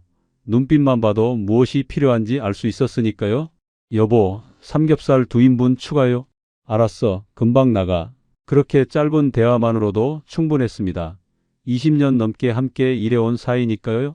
장사가 잘 될 때도 있었고 안 될 때도 있었지만 우리는 단 한 번도 빚을 지지 않았습니다. 성실하게 일하고 번 돈으로 아들 대학까지 보냈고 조금씩 모아서 작은 적금도 들었어요. 동네 사람들은 저를 믿었습니다.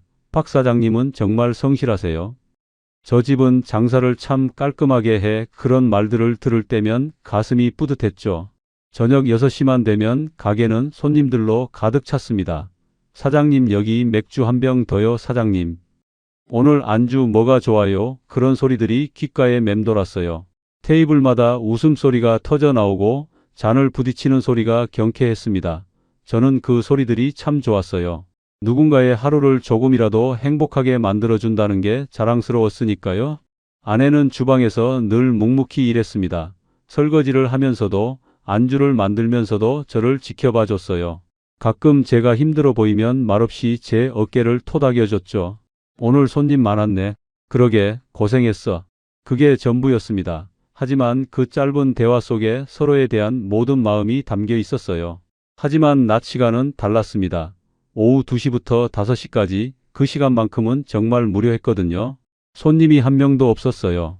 텅 빈 홀에 혼자 앉아 있으면 시간이 정말 안 갔습니다. 이 시간을 뭐라도 하면서 보낼 수 없을까? 그런 생각을 자주 했어요. 청소를 하고 정리를 해도 1시간이면 끝나니까요. 나머지 시간은 그냥 휴대폰만 만지작거리며 보냈죠. 가끔 아내가 주방에서 나와 물었습니다. 뭐해? 아무것도 안 해. 심심해. 그럼 좀 쉬어. 저녁에 또 바쁠 텐데. 아내 말이 맞았어요. 하지만 쉬는 것도 지루했습니다. 20년 넘게 일만 하며 살아온 사람이 갑자기 가만히 앉아 있으려니 몸이 근질근질했거든요. 그렇게 평범하고 무료한 낮 시간들이 반복되고 있었습니다. 그때만 해도 저는 이 지루함이 제 인생을 완전히 바꿔놓을 줄은 꿈에도 몰랐어요. 어느 날 오후였습니다. 언제나처럼 텅 빈 홀에 혼자 앉아 창밖을 멍하니 바라보고 있었죠. 그때 가게 문이 열리는 소리가 들렸습니다. 단골 손님 한 명이 들어왔어요. 3년 정도 다닌 손님이었는데 편견선 증권이라는 회사에 다닌다고 했던 것 같습니다. 보통은 저녁 시간에 회식으로 오는 사람이었는데 낮에 오는 건 처음이었어요. 사장님 계세요? 팀장님 어쩐 일이세요? 낮에는 처음이시네요. 오늘 휴가라서요. 지나가다가 들렀어요. 그는 환하게 웃으며 자리에 앉았습니다. 저는 물 한 잔을 따라 드렸죠. 낮에는 장사 안 하세요? 손님이 없어서요. 저녁에나 좀 붐비지. 그럼 이 시간에는 좀 심심하시겠네요. 그렇죠. 뭐 할 것도 없고. 그가 잠시 저를 바라보더니 말했습니다. 사장님, 혹시 낮 시간 활용해서 돈 좀 불려보실 생각 없으세요? 그 한마디가 제 귀를 확 잡아 끌었습니다. 지루하게 보내던 낮 시간을 활용할 수 있다는 말이 묘하게 솔깃했거든요. 돈을 불린다는 게 무슨 말씀이신지. 요즘 자영업자분들 중에 낮 시간 활용해서 투자하시는 분들이 꽤 많거든요. 장사 안 되는 시간에 그냥 쉬시는 것보다 훨씬 낫죠. 투자라는 단어에 저는 조금 경계심이 들었습니다. 평생 장사만 해온 사람이 무슨 투자를 알겠어요. 저는 그런 거 잘 모르는데요. 아니에요. 어려운 거 아닙니다. 사장님같이 경험 많으신 분이면 충분히 하실 수 있어요. 그의 말투는 정중했고 강요하는 느낌도 없었어요. 오히려 저를 배려하는 것처럼 느껴졌죠. 한번 생각해 보세요. 제가 명함 드릴게요. 그는 명함을 꺼내 제게 건넸습니다. 편견선 증권 투자자문팀 팀장이라고 적혀 있었어요. 혹시 관심 있으시면 연락 주세요. 성공한 자영업자들만 모이는 작은 모임이 있거든요. 성공한 자영업자들만 모이는 모임. 그 말이 묘하게 귓가에 맴돌았습니다. 저도 25년 가까이 장사를 해온 사람이니까 그런 모임에 들어갈 자격이 있다는 말처럼 들렸거든요. 알겠습니다. 생각해 볼게요. 네, 사장님, 그럼 저는 이만 가볼게요. 오늘 좋은 하루 되세요. 그는 웃으며 가게를 나갔습니다. 저는 손에 쥔 명함을 한참 동안 바라봤어요. 그날 밤 장사를 마치고 아내와 함께 정리를 하면서도 그 명함이 자꾸 머릿속에 떠올랐습니다. 하지만 아내에게는 말하지 않았어요. 아직 확실한 게 아니었으니까요. 오늘 손님 좀 많았네. 주말이라 그래. 아내는 언제나처럼 묵묵히 설거지를 했고 저는 테이블을 닦았습니다. 평범한 하루였죠. 하지만 제 주머니 속 명함 한 장이 제 인생을 완전히 바꿔놓을 씨앗이 될 줄은 그때 몰랐습니다. 명함을 받은 지 일주일쯤 지났을까요? 저는 여전히 낮 시간이 지루했습니다. 매일 오후 2시만 되면 텅 빈 홀에서 시간만 죽이고 있었거든요. 그날도 마찬가지였어요. 창밖을 멍하니 바라보며 앉아 있는데 휴대폰이 울렸습니다. 모르는 번호였지만 왠지 받아야 할 것 같았어요. 여보세요? 사장님, 저 편견선 증권 팀장입니다. 기억하시죠? 네 팀장님, 안녕하세요. 사장님, 그 후로 생각 좀 해보셨나 해서 전화 드렸어요. 사실 명함은 서랍에 넣어뒀지만 가끔 생각이 났었습니다. 낮 시간을 활용한다는 게 뭔지 궁금하기도 했고요. 아직 잘 모르겠어서요. 그러실 줄 알았습니다. 그래서 제가 오늘 오후에 한번 뵙고 자세히 설명드리고 싶은데 괜찮으실까요?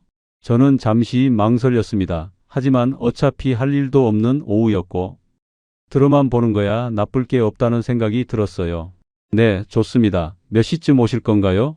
2시 반쯤 괜찮으시겠어요? 네, 그럼 그때 뵙죠. 전화를 끊고 나니 약간 긴장이 됐습니다. 뭔가 새로운 일이 시작될 것만 같은 묘한 기대감도 있었고요. 2시 반이 되자 팀장이 정확히 들어왔습니다. 깔끔한 정장 차림에 서류 가방을 들고 있었어요. 사장님, 안녕하세요. 어서 오세요. 여기 앉으세요. 저는 커피를 2잔 내왔습니다. 그가 자리에 앉으며 환하게 웃었어요.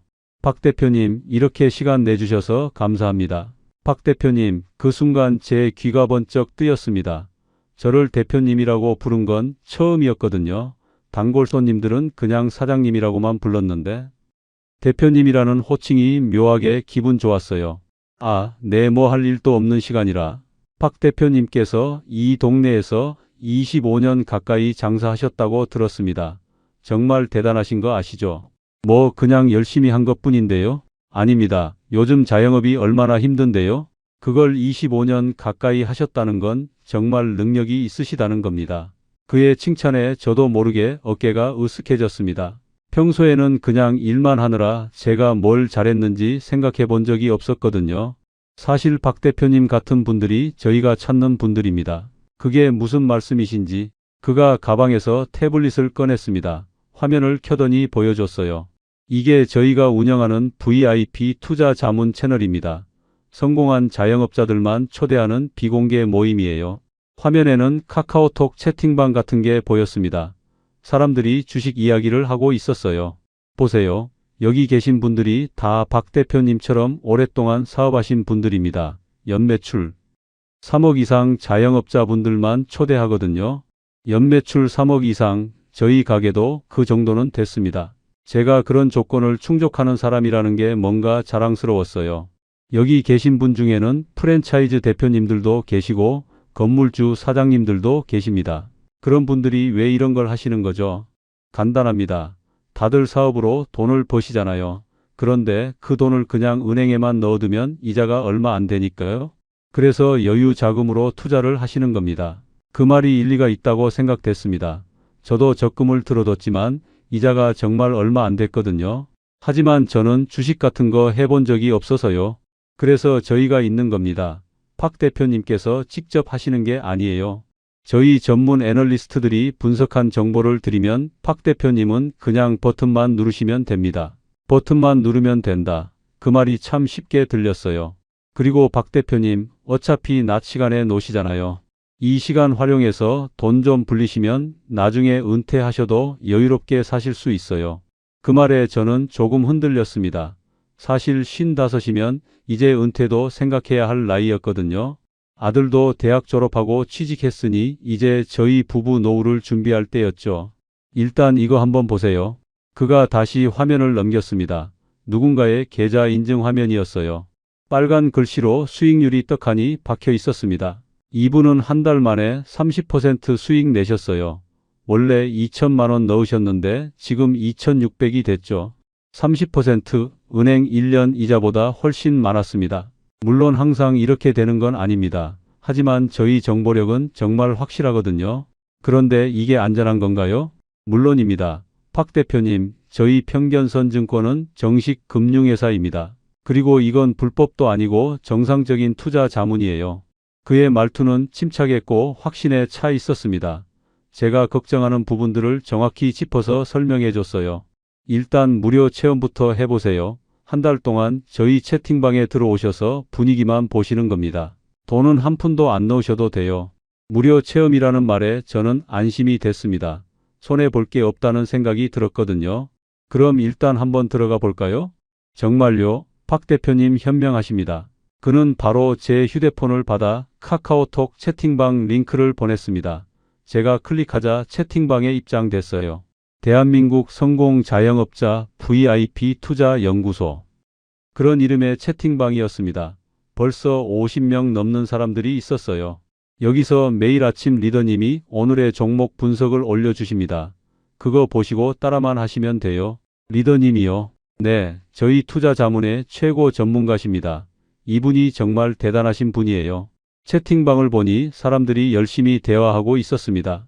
리더님 덕분에 오늘 100만 원 벌었습니다. 감사합니다. 역시 리더님 분석은 틀림없네요.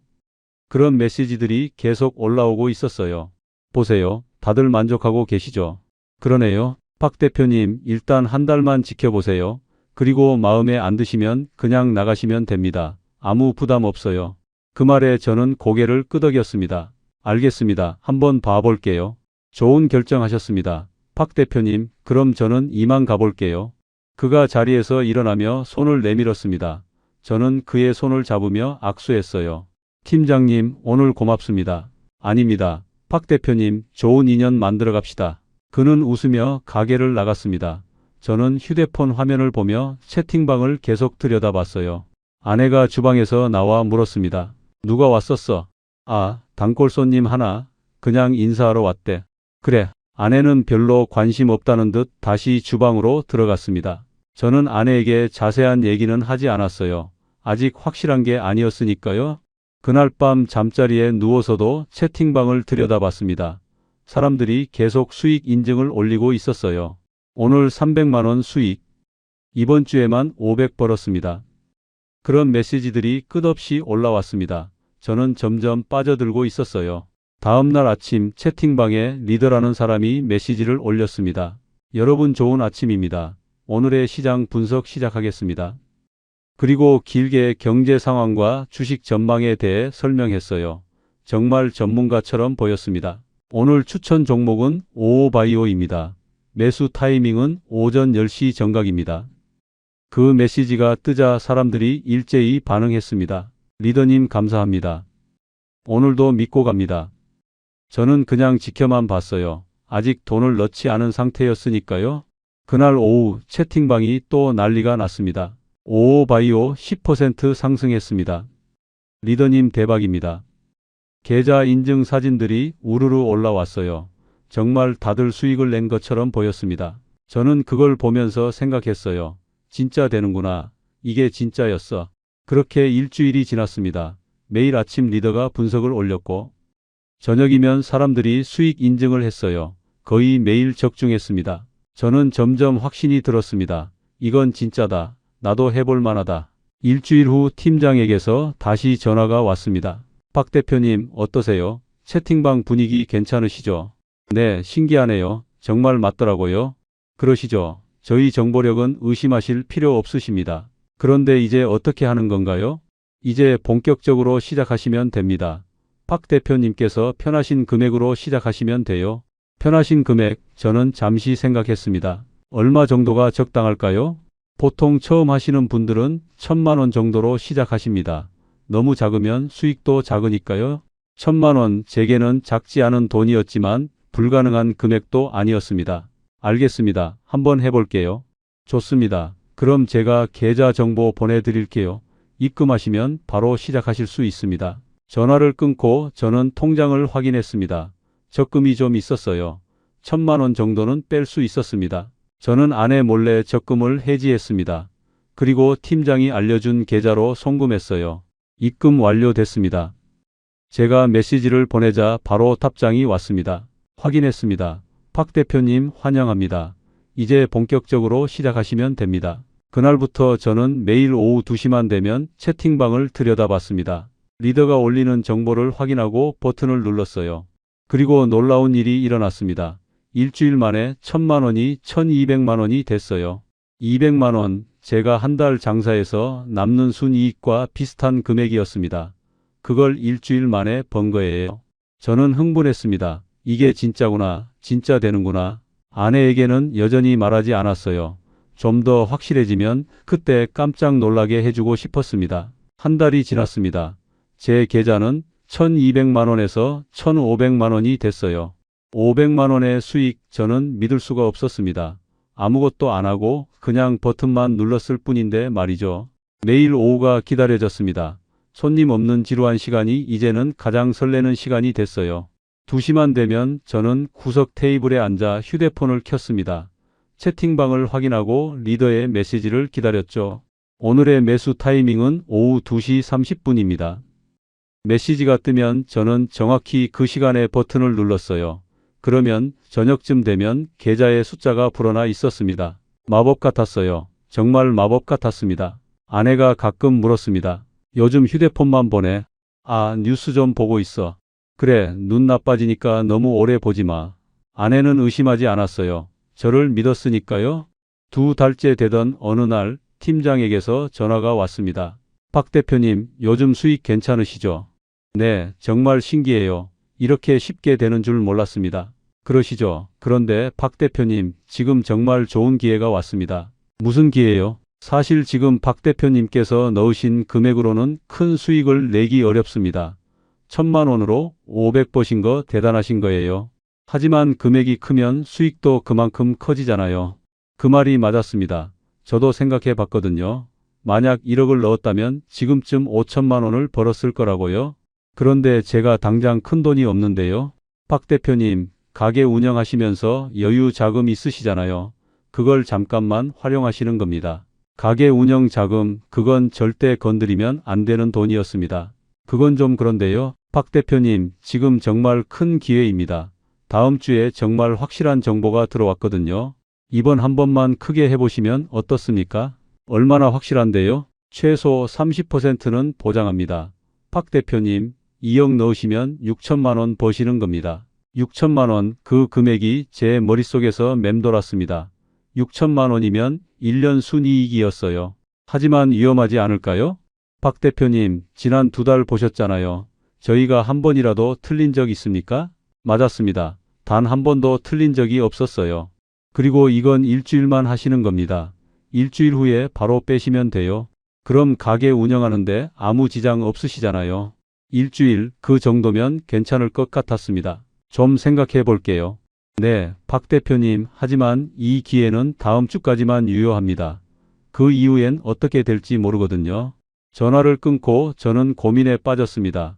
머릿속으로 계산기를 두드렸어요. 2억을 넣으면 6천만 원, 그럼 총 2억 6천이 되는 거고, 그 돈이면 아들 결혼 자금도 넉넉하게 줄 수 있고, 우리 노후 자금도 확실하게 마련되는 거였습니다. 하지만 가게 운영 자금을 빼는 건 위험했어요. 만약 급하게 재료를 사야 하거나 문제가 생기면 어떡하나? 그날 밤 잠이 안 왔습니다. 계속 6천만 원이라는 숫자가 머릿속을 떠나지 않았어요. 다음 날 아침 저는 결심했습니다. 해보자. 지난 2달 동안 완벽했잖아. 이번에도 될 거야. 저는 은행에 갔습니다. 통장에 있던 가게 운영 자금 8천만 원을 확인했어요. 이것만 있으면 2억을 만들 수 있어.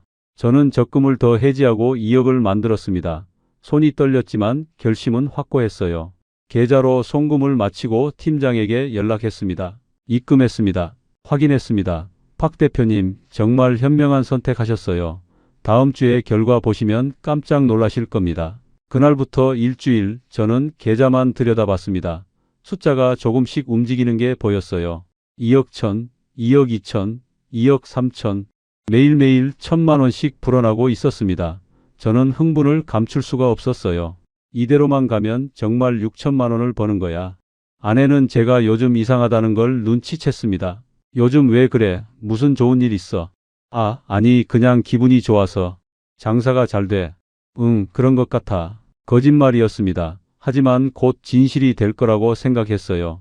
일주일만 지나면 아내에게 모든 걸 말하고 깜짝 놀라게 해줄 수 있을 테니까요. 나흘째 되던 날 계좌는 2억 5천만 원이 돼 있었습니다. 5천만 원 수익 거의 다 왔어요. 저는 이미 그 돈으로 뭘 할지 계획을 세우고 있었습니다.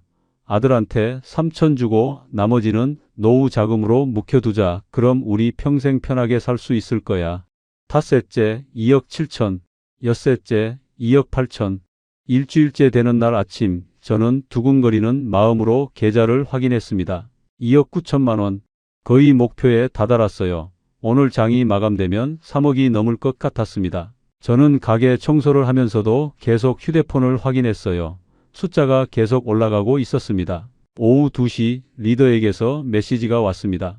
여러분 축하드립니다. 이번 일주일 목표 달성하신 분들 많으시죠? 오늘 오후 3시에 일단 매도 타이밍입니다. 매도, 그럼 돈을 빼는 거였습니다. 드디어 끝났어. 저는 가슴이 두근거렸어요. 3시가 되길 기다렸습니다. 손님이 한 명 들어왔지만 신경도 안 쓰였어요. 3시 정각 저는 매도 버튼을 눌렀습니다. 그런데 화면이 멈췄어요. 잠시만요. 처리 중입니다. 그런 메시지만 계속 떴습니다. 저는 조금 불안했지만 괜찮을 거라고 생각했어요. 10분이 지났습니다. 여전히 처리 중이었어요. 20분, 30분. 저는 점점 초조해졌습니다. 채팅방을 확인했어요. 다른 사람들도 비슷한 상황이었습니다. 저도 매도가 안 돼요. 시스템 오류인가요? 그때 리더가 메시지를 올렸습니다. 여러분 잠시 서버 점검 중입니다. 오늘 거래량이 많아서 그런 것 같습니다. 조금만 기다려 주세요. 서버 점검 저는 안도했습니다. 그럴 수도 있지. 곧 해결되겠지. 하지만 1시간이 지나도 화면은 그대로였어요. 저는 팀장에게 전화를 걸었습니다. 팀장님, 저 매도가 안 되는데요. 아, 박 대표님, 지금 서버 점검 중이라 그래요. 조금만 기다리시면 됩니다. 언제쯤 되는 건가요? 오늘 밤까지는 해결될 겁니다. 걱정 마세요. 전화를 끊고 저는 불안한 마음으로 기다렸습니다. 저녁 영업시간이 됐습니다. 손님들이 하나둘 들어왔지만 저는 제대로 응대할 수가 없었어요. 사장님, 여기 맥주 한 병이요. 아, 네, 금방 갖다 드릴게요. 저는 계속 휴대폰만 확인했습니다. 하지만 화면은 여전히 멈춰 있었어요. 밤 11시 마지막 손님이 나가고 저는 다시 팀장에게 전화를 걸었습니다. 하지만 전화를 받지 않았어요. 고객님께서 전화를 받을 수 없습니다. 식은땀이 났습니다. 저는 채팅방을 확인했어요. 다른 사람들도 연락이 안 된다고 난리였습니다. 리더님 연락 안 돼요. 팀장님들 전화 안 받아요. 그때 제 머릿속이 하얘졌습니다. 설마 이게 아니야, 아닐 거야. 서버 점검이라고 했잖아. 내일 아침이면 해결될 거야. 저는 애써 진정하려 했지만 손이 계속 떨렸어요. 아내가 주방에서 나왔습니다. 손님 다 갔어. 이제 정리하자. 응. 저는 대답은 했지만 정신이 없었습니다. 계속 휴대폰만 들여다봤어요. 왜 그래? 어디 아파? 아니, 괜찮아. 거짓말이었습니다. 저는 전혀 괜찮지 않았어요. 그날 밤 한숨도 자지 못했습니다. 계속 화면을 새로 고침했지만 아무것도 바뀌지 않았어요. 다음 날 아침 저는 부은 눈으로 다시 확인했습니다. 여전히 똑같았어요. 팀장에게 다시 전화를 걸었습니다. 고객님께서 전화를 받을 수 없습니다. 리더에게도 연락했습니다. 고객님께서 전화를 받을 수 없습니다. 채팅방을 확인했습니다. 존재하지 않는 채팅방입니다. 그 순간 제 머릿속이 완전히 하얘졌습니다. 2억, 제가 넣은 2억이 사라졌어요. 아니, 처음부터 없었던 거였습니다. 저는 그 자리에 주저앉았습니다. 손에서 휴대폰이 떨어졌습니다. 바닥에 떨어진 휴대폰 화면이 꺼졌다가 다시 켜졌어요. 저는 다시 주워 들고 확인했습니다. 혹시 제가 잘못 본 건 아닐까? 꿈인 건 아닐까? 하지만 현실이었어요. 채팅방은 사라졌고 전화는 받지 않았고 계좌는 접속조차 되지 않았습니다. 아니야, 이럴 리 없어. 저는 중얼거리며 다시 전화를 걸었습니다. 1번, 2번, 10번. 고객님께서 전화를 받을 수 없습니다. 같은 멘트만 계속 반복됐어요. 다리에 힘이 풀렸습니다. 저는 그대로 테이블에 기대앉았어요. 머릿속이 하얘졌습니다. 2억, 가게 운영 자금 8천에 적금 해지한 돈 1200, 제가 3개월 동안 번 500까지 합쳐서 2억이었어요. 그 돈이 한순간에 증발했습니다. 아니, 증발한 게 아니었어요. 처음부터 없었던 겁니다. 제가 본 숫자들은 전부 거짓이었던 거죠. 하하. 웃음이 나왔습니다. 미친 사람처럼 웃음이 터져 나왔어요. 제 자신이 너무나 한심했거든요. 25년 가까이 장사하면서 단 한 번도 사기를 당한 적 없던 제가 이렇게 쉽게 넘어갔다니. 박 대표님, 성공한 자영업자, VIP, 그런 말 몇 마디에 제가 완전히 속아 넘어간 겁니다. 주방에서 아내가 나왔습니다. 왜 그래? 무슨 일 있어? 아니 아무것도 아니야. 얼굴이 왜 그래? 어디 아파? 괜찮아. 그냥 좀 피곤해서. 아내를 속였습니다. 차마 말할 수가 없었어요. 가게 운영 자금을 날렸다는 걸 어떻게 말합니까? 그럼 좀 쉬어. 오늘 내가 혼자 할게. 아니야, 괜찮아. 저는 억지로 웃으며 일어섰습니다. 하지만 다리가 후들거렸어요. 그날 하루는 지옥 같았습니다. 손님들이 와도 제대로 응대할 수가 없었어요. 사장님, 여기 안주 안 나와요. 아, 죄송합니다. 지금 갖다 드릴게요. 머릿속이 하얘서 주문을 까먹었습니다. 평소라면 절대 일어나지 않을 일이었죠. 사장님, 오늘 좀 이상하시네요. 단골 손님이 걱정스럽게 물었습니다. 죄송합니다. 오늘 컨디션이 좀 안 좋아서요. 무리하지 마세요. 건강이 최고예요. 그 말에 눈물이 날 것 같았습니다. 건강은 무슨, 저는 이미 모든 걸 잃었어요.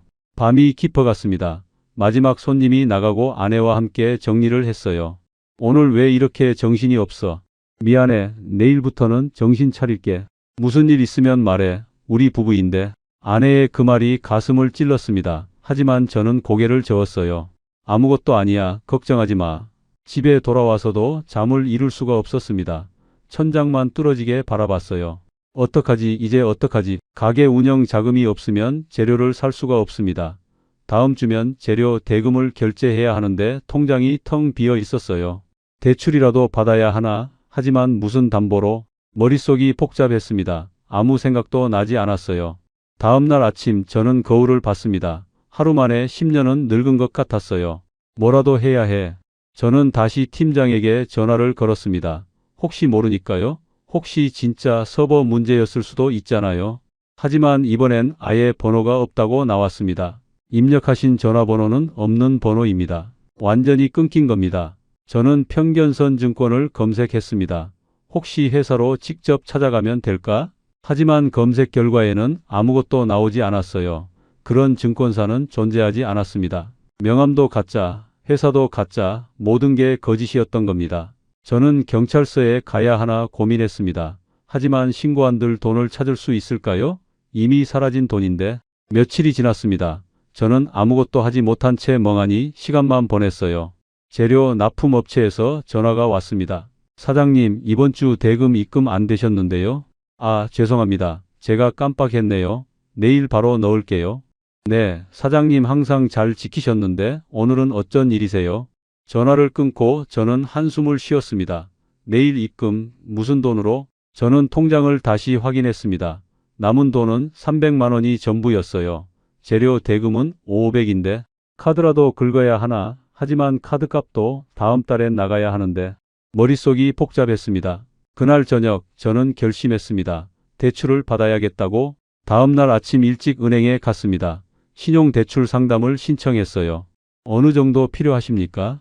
2천만 원 정도요. 담보가 있으십니까? 가게 운영 중입니다. 상담원이 제 신용을 조회했습니다. 다행히 신용은 괜찮았어요. 승인 가능합니다. 하지만 금리가 조금 높습니다. 얼마나요? 연 12% 정도 될 것 같습니다. 12% 높았지만 선택의 여지가 없었습니다. 알겠습니다. 진행해 주세요. 서류에 사인을 했습니다. 펜을 쥔 손이 떨렸어요. 평생 빚 없이 살아온 제가 대출을 받다니. 승인됐습니다. 2천만 원 입금해 드렸습니다. 감사합니다. 저는 고개를 숙였습니다. 감사하다는 말이 나올 상황이 아니었지만 입에서 저절로 나왔어요. 은행을 나오는데 다리에 힘이 없었습니다.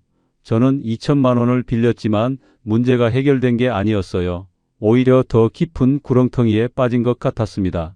재료 대금을 결제하고 나니 1,500만 원이 남았습니다. 이 돈으로 당분간 버텨야 했어요. 하지만 매달 대출 이자가 20만 원씩 나갔습니다. 게다가 원금도 갚아야 했죠. 어떻게든 해야 해. 저는 스스로에게 다짐했습니다. 장사를 더 열심히 하면 되지. 25년 해온 일인데 못할 게 뭐가 있어. 하지만 현실은 달랐습니다. 요즘 경기가 안 좋아서 손님이 줄고 있었거든요. 예전 같으면 꽉 찼을 주말에도 반밖에 안 찼습니다. 매출이 눈에 띄게 떨어졌어요. 왜 이렇게 손님이 없지? 아내도 걱정스러운 표정이었습니다. 요즘 다들 힘든가 봐. 그런가? 저는 대답은 했지만 속으로는 불안했습니다. 이러다가 대출 이자도 못 낼 것 같았어요. 한 달이 지났습니다. 매출은 계속 떨어졌고 저는 점점 초조해졌어요. 통장 잔고를 확인했습니다. 1,000만 원, 다음 달 재료 대금을 내면 500만 원밖에 안 남습니다. 이러면 안 되는데. 저는 다시 대출을 알아봤습니다. 하지만 이번엔 안 됐어요. 이미 대출이 있으셔서 추가 대출은 어렵습니다. 담보를 잡으면요. 무슨 담보가 있으십니까? 저는 잠시 망설였습니다. 건물주한테 월세 선납하는 조건으로 대출받을 수 있을까요? 그건 건물주분과 상의하셔야 합니다. 저는 건물주에게 연락했습니다. 10년 넘게 월세를 밀린 적 없던 저였으니까 들어줄 거라고 생각했어요. 사장님, 무슨 일이세요? 사실 급한 일이 좀 생겨서요. 월세를 1년치 선납하는 조건으로 대출 좀 받을 수 있을까요? 얼마나 필요하신데요? 2억 정도요. 건물주가 잠시 침묵했습니다. 사장님, 그 정도 금액은 좀 부담스러운데요. 제가 10년 넘게 한 번도 밀린 적 없잖아요. 그건 그렇지만 1년치 선납하시면 1억이잖아요. 그럼 나머지 1억은 어떻게 하실 건데요? 저는 답을 할 수가 없었습니다. 죄송하지만 조금 어려울 것 같습니다. 전화가 끊겼습니다. 저는 휴대폰을 내려놓고 머리를 감싸 쥐었어요. 그날 밤 저는 아내에게 고백해야겠다고 생각했습니다. 더 이상 숨길 수가 없었어요. 여보, 왜? 할 말이 있어. 아내가 제 얼굴을 봤습니다. 뭔가 심상치 않다는 걸 느낀 것 같았어요. 무슨 일인데? 사실은 말이 입 밖으로 나오지 않았습니다. 차마 할 수가 없었어요. 왜 그래? 뭔데? 아니야, 아무것도 아니야. 저는 결국 말하지 못했습니다. 비겁했지만 용기가 나지 않았어요. 며칠 더 지났습니다. 상황은 나아지지 않았습니다. 오히려 더 나빠졌어요. 통장 잔고는 200만 원까지 떨어졌고 다음 주면 또 재료 대금을 내야 했습니다. 저는 더 이상 버틸 수가 없었어요. 그날도 평소처럼 오후였습니다. 저녁 영업을 준비하고 있었어요. 테이블을 닦고 의자를 정리하고 메뉴판을 세워 놓았습니다. 기계적으로 움직였어요. 오후 3시 42분 휴대폰이 울렸습니다. 재료 납품 업체였어요. 사장님, 이번 주 대금이 또 안 들어왔는데요. 아, 죄송합니다. 지금 바로 처리하겠습니다. 사장님, 이번이 두 번째입니다. 다음에 또 이러시면 거래가 어려울 수 있습니다. 알겠습니다. 정말 죄송합니다. 전화를 끊고 저는 통장을 확인했습니다. 150만 원, 재료 대금은 500만 원이었어요. 350만 원이 부족했습니다. 어떡하지? 저는 그 자리에 주저앉았습니다. 더 이상 방법이 없었어요. 카드를 긁을까? 하지만 카드 한도도 이미 다 찼습니다. 친구한테 빌릴까? 하지만 뭐라고 말하죠? 투자 사기 당했다고? 머릿속이 하얘졌습니다. 그때 가게 문이 열렸습니다. 단골 손님이었어요. 사장님, 안녕하세요. 저는 얼어붙었습니다. 일어날 힘조차 없었어요. 사장님, 괜찮으세요? 손님이 걱정스럽게 다가왔습니다. 아, 네, 죄송합니다. 잠깐 어지러워서요. 얼굴이 안 좋으신데 병원 가보세요. 괜찮습니다. 금방 나을 거예요. 저는 억지로 웃으며 일어섰습니다. 하지만 다리가 후들거렸어요. 일단 앉으세요. 제가 물 갖다 드릴게요. 손님이 저를 의자에 앉혔습니다. 저는 그냥 멍하니 앉아 있었어요. 물을 마시고 나니 조금 정신이 들었습니다. 죄송합니다. 컨디션이 좀 안 좋네요. 무리하지 마시고 오늘은 쉬세요. 아니요, 괜찮습니다. 손님은 걱정스러운 얼굴로 나갔습니다. 저는 다시 혼자 남았어요. 휴대폰을 들고 계산기를 두드렸습니다. 아무리 계산해도 답이 나오지 않았어요. 350만 원, 이 돈을 어디서 구하지? 집에 있는 물건을 팔까? 하지만 팔만한 게 없었습니다. 귀금속이라도 있으면 좋으련만 아내 반지 하나가 전부였어요. 저는 머리를 감싸 쥐었습니다. 눈물이 날 것 같았어요. 25년 동안 성실하게 살았는데 이게 뭡니까? 한 번의 실수로 모든 게 무너졌습니다. 주방에서 아내가 나왔습니다. 뭐해? 손님 올 시간인데. 응, 알았어. 저는 대답은 했지만 움직이지 못했어요. 왜 그래? 정말 어디 아파? 아내가 제 이마에 손을 얹었습니다. 따뜻했어요. 열은 없는데 얼굴이 왜 이렇게 창백해? 괜찮아. 그냥 좀 피곤해서. 오늘은 내가 혼자 할 테니까 들어가서 쉬어. 아니야, 괜찮아. 저는 억지로 일어섰습니다. 아내 앞에서 무너질 수는 없었어요. 저녁 6시 손님들이 하나둘 들어오기 시작했습니다. 사장님, 여기요. 사장님, 오늘 안주 뭐가 좋아요? 평소 같으면 반갑게 맞았을 목소리들이 그날은 귀에 들어오지 않았어요. 네, 금방 갖다 드릴게요. 저는 기계적으로 대답하며 움직였습니다. 한 테이블에서 단골들이 웃으며 떠들고 있었습니다. 요즘 주식이 대박이야. 진짜 나도 좀 벌었어. 주식, 투자, 그 단어들이 제 귀를 찔렀습니다. 손에 든 맥주잔이 떨렸어요. 사장님, 괜찮으세요? 아, 네, 죄송합니다. 저는 맥주를 테이블에 놓고 황급히 주방으로 들어갔습니다. 싱크대에 손을 짚고 숨을 몰아쉬었어요. 괜찮아. 아내가 등을 쓰다듬어 줬습니다. 정말 괜찮아. 응, 미안해. 저는 고개를 숙였습니다. 아내에게 미안했어요. 장사를 마치고 집에 돌아왔습니다. 침대에 누웠지만 잠이 오지 않았어요. 내일이면 재료업체에서 또 전화가 올 겁니다. 그때 뭐라고 말하죠? 모레면 대출 이자를 내야 합니다. 20만 원, 그것도 없어요.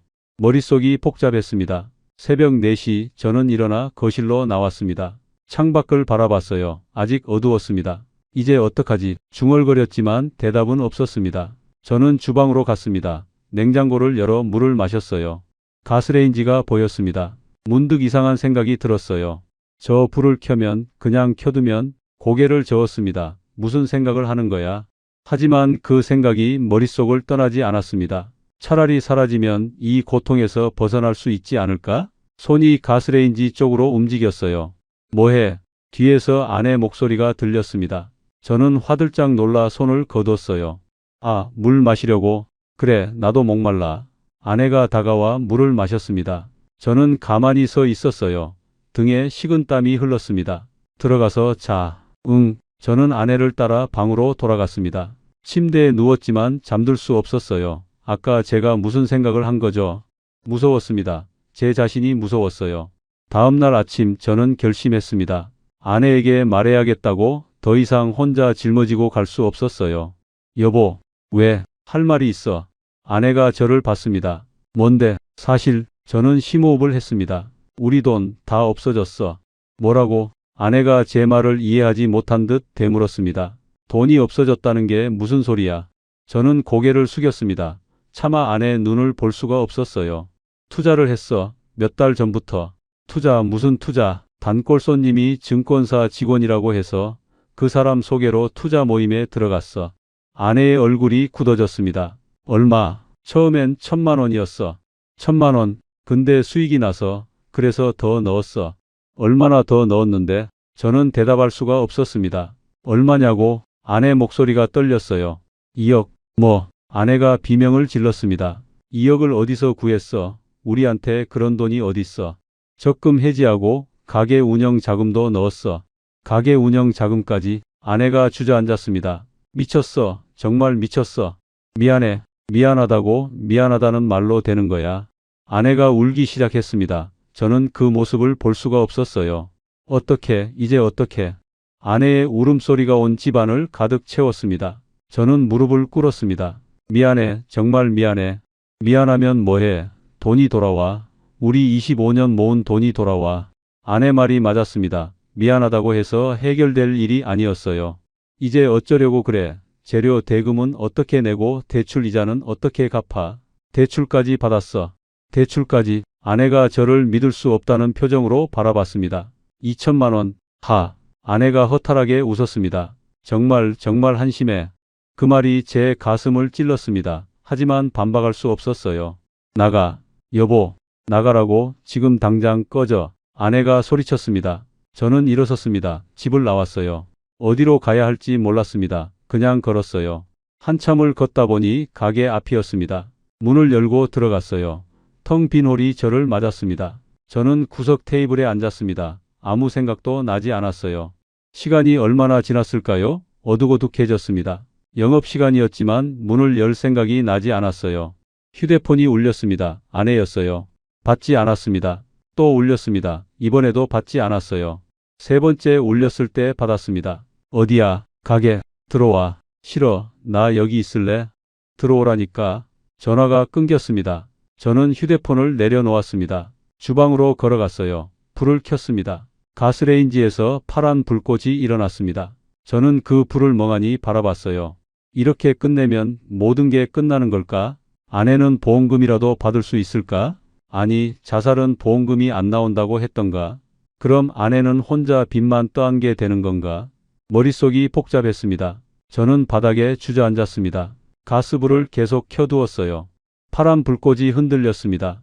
눈물이 흘렀어요. 미안해. 누구한테 하는 말인지 몰랐습니다. 아내한테, 아들한테, 제 자신한테. 정말 미안해. 그렇게 앉아 있는데 가게 문이 열렸습니다. 뭐해? 아내였어요. 왜 왔어?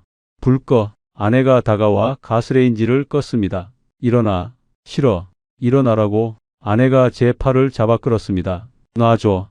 안 놔. 아내도 울고 있었어요. 왜 우는데? 바보같이, 정말 바보같이. 아내가 저를 껴안았습니다. 죽으면 안 돼. 하지만 죽으면 안 된다고? 내가 죽으면 나는 어떡해? 아내 품에서 저도 울었습니다. 25년을 함께 살아온 사람이었습니다. 미안해. 정말 미안해. 그만 울어. 아내가 제 등을 토닥였습니다. 이제 어떡하지? 몰라. 나도 몰라. 하지만 일단 살아야지. 아내 말이 맞았습니다. 살아야 했어요. 우리는 그렇게 한참을 주방 바닥에 앉아 있었습니다. 얼마나 지났을까요? 아내가 일어섰어요. 집에 가자. 응. 저는 아내 손을 잡고 일어섰습니다. 집으로 돌아가는 길 아내가 말했습니다. 가게 팔자. 뭐, 가게 팔아서 빚부터 갚자. 하지만 이 가게가 우리한테 전부인데. 이미 전부 잃었잖아. 가게라도 팔아야 최소한 빚은 갚지. 아내 말이 맞았습니다. 알았어. 저는 고개를 끄덕였습니다. 다음 날 부동산에 갔습니다. 가게 내놓으려고요. 권리금 얼마에 하실 건가요? 8천에 내놓았으면 합니다. 25년 가꾼 가게였습니다. 하지만 요즘 경기가 안 좋아서 잘 팔릴지 모르겠다고 했어요. 일단 내놓아 보시죠. 한 달이 지났습니다. 문의는 몇 건 왔지만 계약까지 가지 않았어요. 너무 비싸다고 하시네요. 그럼 얼마에 하면 될까요? 6천 정도면 될 것 같습니다. 6천, 2천이나 깎인 가격이었습니다.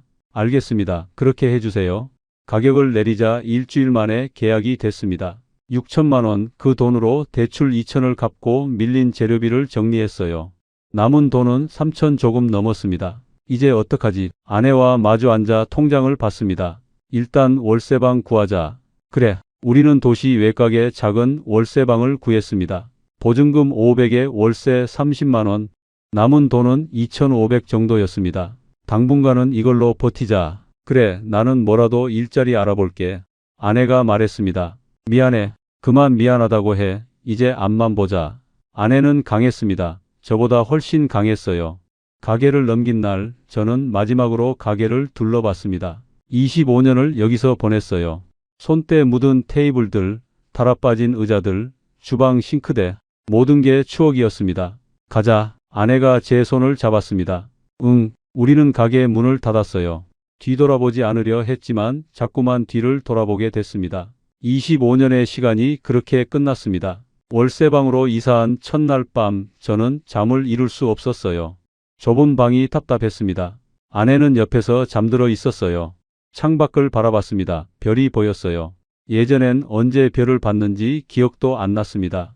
다음 날부터 일자리를 알아봤습니다. 55, 특별한 기술도 없는 나이에 할 수 있는 일이 뭐가 있을까요? 경비원 자리를 알아봤습니다. 나이가 좀 많으시네요. 60도 안 됐는데요. 요즘은 50대 초반 분들도 많이 지원하세요. 안 된다는 말이었습니다. 편의점 알바도 알아봤어요. 야간 근무 가능하세요? 네, 가능합니다. 그런데 체력이 괜찮으실까요? 이것도 안 된다는 뜻이었습니다. 일주일이 지났습니다. 아무 데서도 연락이 오지 않았어요. 아내는 청소 일자리를 구했습니다. 내일부터 나가. 어디? 아파트 계단 청소. 그런 힘든 일을. 괜찮아, 할만해. 아내는 웃었지만 눈가에 그늘이 져 있었습니다. 저는 더 초조해졌어요. 또 며칠이 지났습니다. 통장 잔고가 조금씩 줄어들고 있었어요. 아내 청소 일로 버는 돈은 한 달에 100만 원 정도였습니다. 월세 30에 생활비까지 하면 빠듯했어요. 어느 날 아침 저는 목욕탕 앞을 지나다 구인 광고를 봤습니다. 때밀이 구함. 망설였습니다. 평생 서비스업을 했지만 때밀이는 다른 차원이었어요. 하지만 선택의 여지가 없었습니다. 안으로 들어갔습니다. 일 배우러 왔습니다. 나이가 어떻게 되세요? 55입니다. 체력 괜찮으세요? 네, 괜찮습니다. 주인이 저를 위아래로 훑어봤습니다. 일주일 연수 기간 거치고 괜찮으면 정식으로 채용하겠습니다. 감사합니다. 저는 고개를 숙였습니다. 다음 날부터 일을 시작했습니다. 처음엔 낯설었어요. 다른 사람 몸을 벗겨주고 때를 미는 게. 하지만 시키는 대로 했습니다. 손에 힘을 줘야지. 선배가 가르쳐 줬어요. 네, 알겠습니다. 저는 열심히 배웠습니다. 일주일이 지났습니다. 괜찮아요. 내일부터 정식으로 나오세요. 감사합니다. 하루에 5만 원, 한 달이면 150 정도 벌 수 있었습니다. 많지 않았지만 없는 것보다는 나았어요. 매일 새벽 6시에 일어났습니다. 목욕탕에 가서 탈의실을 정리했어요. 손님들이 오면 때를 밀어줬습니다. 아저씨, 등 좀 세게 밀어주세요. 네, 저는 묵묵히 일했습니다. 가끔 아는 얼굴이 보일까봐 두려웠어요. 모자를 깊이 눌러쓰고 고개를 숙였습니다. 어느 날 정말 아는 얼굴을 봤습니다. 예전 가게 단골 손님이었어요. 저는 얼른 고개를 돌렸습니다. 아저씨, 때 좀 밀어주세요. 그 손님이 저를 불렀습니다. 피할 수 없었어요. 네, 저는 다가갔습니다. 손님이 제 얼굴을 봤습니다. 사장님. 저는 대답할 수 없었습니다. 여기서 일하세요? 네. 가게는요? 팔았습니다. 그렇구나. 어색한 침묵이 흘렀습니다. 열심히 하세요. 네, 감사합니다. 저는 기계적으로 때를 밀었습니다. 그 손님이 나간 후 저는 탈의실 구석에 앉았습니다. 가슴이 아팠어요. 25년 호프집 사장에서 목욕탕 때밀이로 제 인생이 이렇게 바뀔 줄 누가 알았겠습니까? 하지만 살아야 했습니다. 집에 돌아오는 길 편의점에 들렀습니다. 계란 한 판과 라면 몇 개를 샀어요. 예전엔 생각도 안 하고 사던 것들인데 이제는 하나하나 가격을 보고 샀습니다. 집에 도착했습니다. 아내가 먼저 와 있었어요. 힘들었어. 아니, 괜찮아. 아내가 저녁을 차리고 있었습니다. 된장찌개 하나가 전부였어요. 먹자. 응. 우리는 마주 앉아 밥을 먹었습니다. 예전엔 매일 손님들 상 차리느라 정신없었는데 이제는 이렇게 단둘이 조용히 밥을 먹었어요. 맛있어. 그래. 아내가 웃었습니다. 저는 아내 손을 봤습니다. 주름지고 거칠었어요. 25년 동안 주방에서 일하며 생긴 흔적들이었습니다. 평생 무리를 하고 기름에 데이고 칼에 베이면서도 한 번도 힘들다는 소리를 하지 않았어요. 그런 아내를 제가 이 지경으로 만들었습니다. 미안해. 또 시작이야. 정말 미안해. 그만해. 이제 됐어. 아내가 제 손을 잡았습니다. 따뜻했어요. 우리 잘 될 거야. 그럴까? 그럼 지금까지도 잘 버텼잖아. 아내는 강했습니다. 저보다 훨씬 강했어요. 그날 밤 저는 아내가 잠든 후 조용히 싱크대로 갔습니다. 설거지가 쌓여 있었어요. 저는 조심스럽게 물을 틀었습니다. 그릇을 하나씩 씻었어요. 아내가 25년 동안 해온 일이었습니다. 물에 손을 담그니 차가웠습니다. 거친 수세미로 기름때를 닦아냈어요. 25년 아내는 이걸 매일 했던 겁니다. 눈물이 났습니다. 저는 소리 내지 않고 울었어요. 설거지를 다 마치고 손을 닦았습니다. 아내 손처럼 거칠지는 않았지만 이제 저도 조금씩 닮아가고 있었습니다. 방으로 돌아와 누웠습니다. 아내가 잠꼬대를 했어요. 괜찮아. 누구한테 하는 말일까요? 저는 아내를 가만히 안았습니다. 미안해. 그리고 고마워. 작게 속삭였습니다. 창밖으로 새벽이 밝아오고 있었어요. 석 달이 지났습니다. 저는 여전히 목욕탕에서 일하고 있었어요. 새벽 6시에 일어나 목욕탕으로 갔습니다. 탈의실 수건을 정리하고 청소를 했어요. 처음엔 낯설었던 일들이 이제는 익숙해졌습니다. 아저씨, 오늘도 수고하세요. 단골 손님들이 인사를 건넸어요.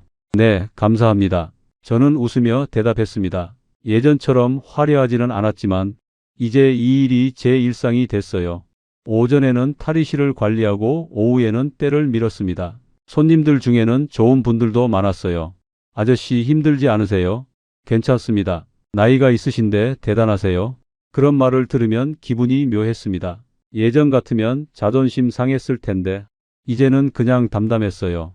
어느 날 오후 익숙한 얼굴이 들어왔습니다. 3년 전 가게 단골이었던 회사원이었어요. 저는 순간 움찔했지만 피할 수 없었습니다. 사장님, 그가 저를 알아봤어요. 안녕하세요. 저는 담담하게 인사했습니다. 여기서 일하시는 거예요? 네, 요즘은 이 일하고 있습니다. 가게는요? 팔았습니다. 그는 미안한 듯 고개를 끄덕였어요. 많이 힘드셨겠어요. 뭐 그럭저럭 버티고 있습니다. 대단하세요. 정말. 그 말에 저는 쓴웃음을 지었습니다. 대단할 것 없습니다. 그냥 사는 거죠. 떡볶이가 정말 맛있었는데 아쉽네요. 그러셨어요. 감사합니다. 그와 잠깐 이야기를 나눴습니다. 예전처럼 어색하지 않았어요. 열심히 하세요. 네, 손님도 건강하세요. 그가 나간 후 저는 탈의실에 앉았습니다. 예전 같으면 창피해서 못 견뎠을 텐데 이제는 담담했어요. 이게 제 현실이니까요. 저녁에 집에 돌아왔습니다. 아내가 먼저 와 있었어요. 어땠어? 괜찮았어. 나도. 아내도 청소 일을 계속하고 있었습니다. 우리는 둘 다 육체 노동을 했지만 불평하지 않았어요. 밥 먹자. 응. 저녁 식탁은 여전히 소박했습니다.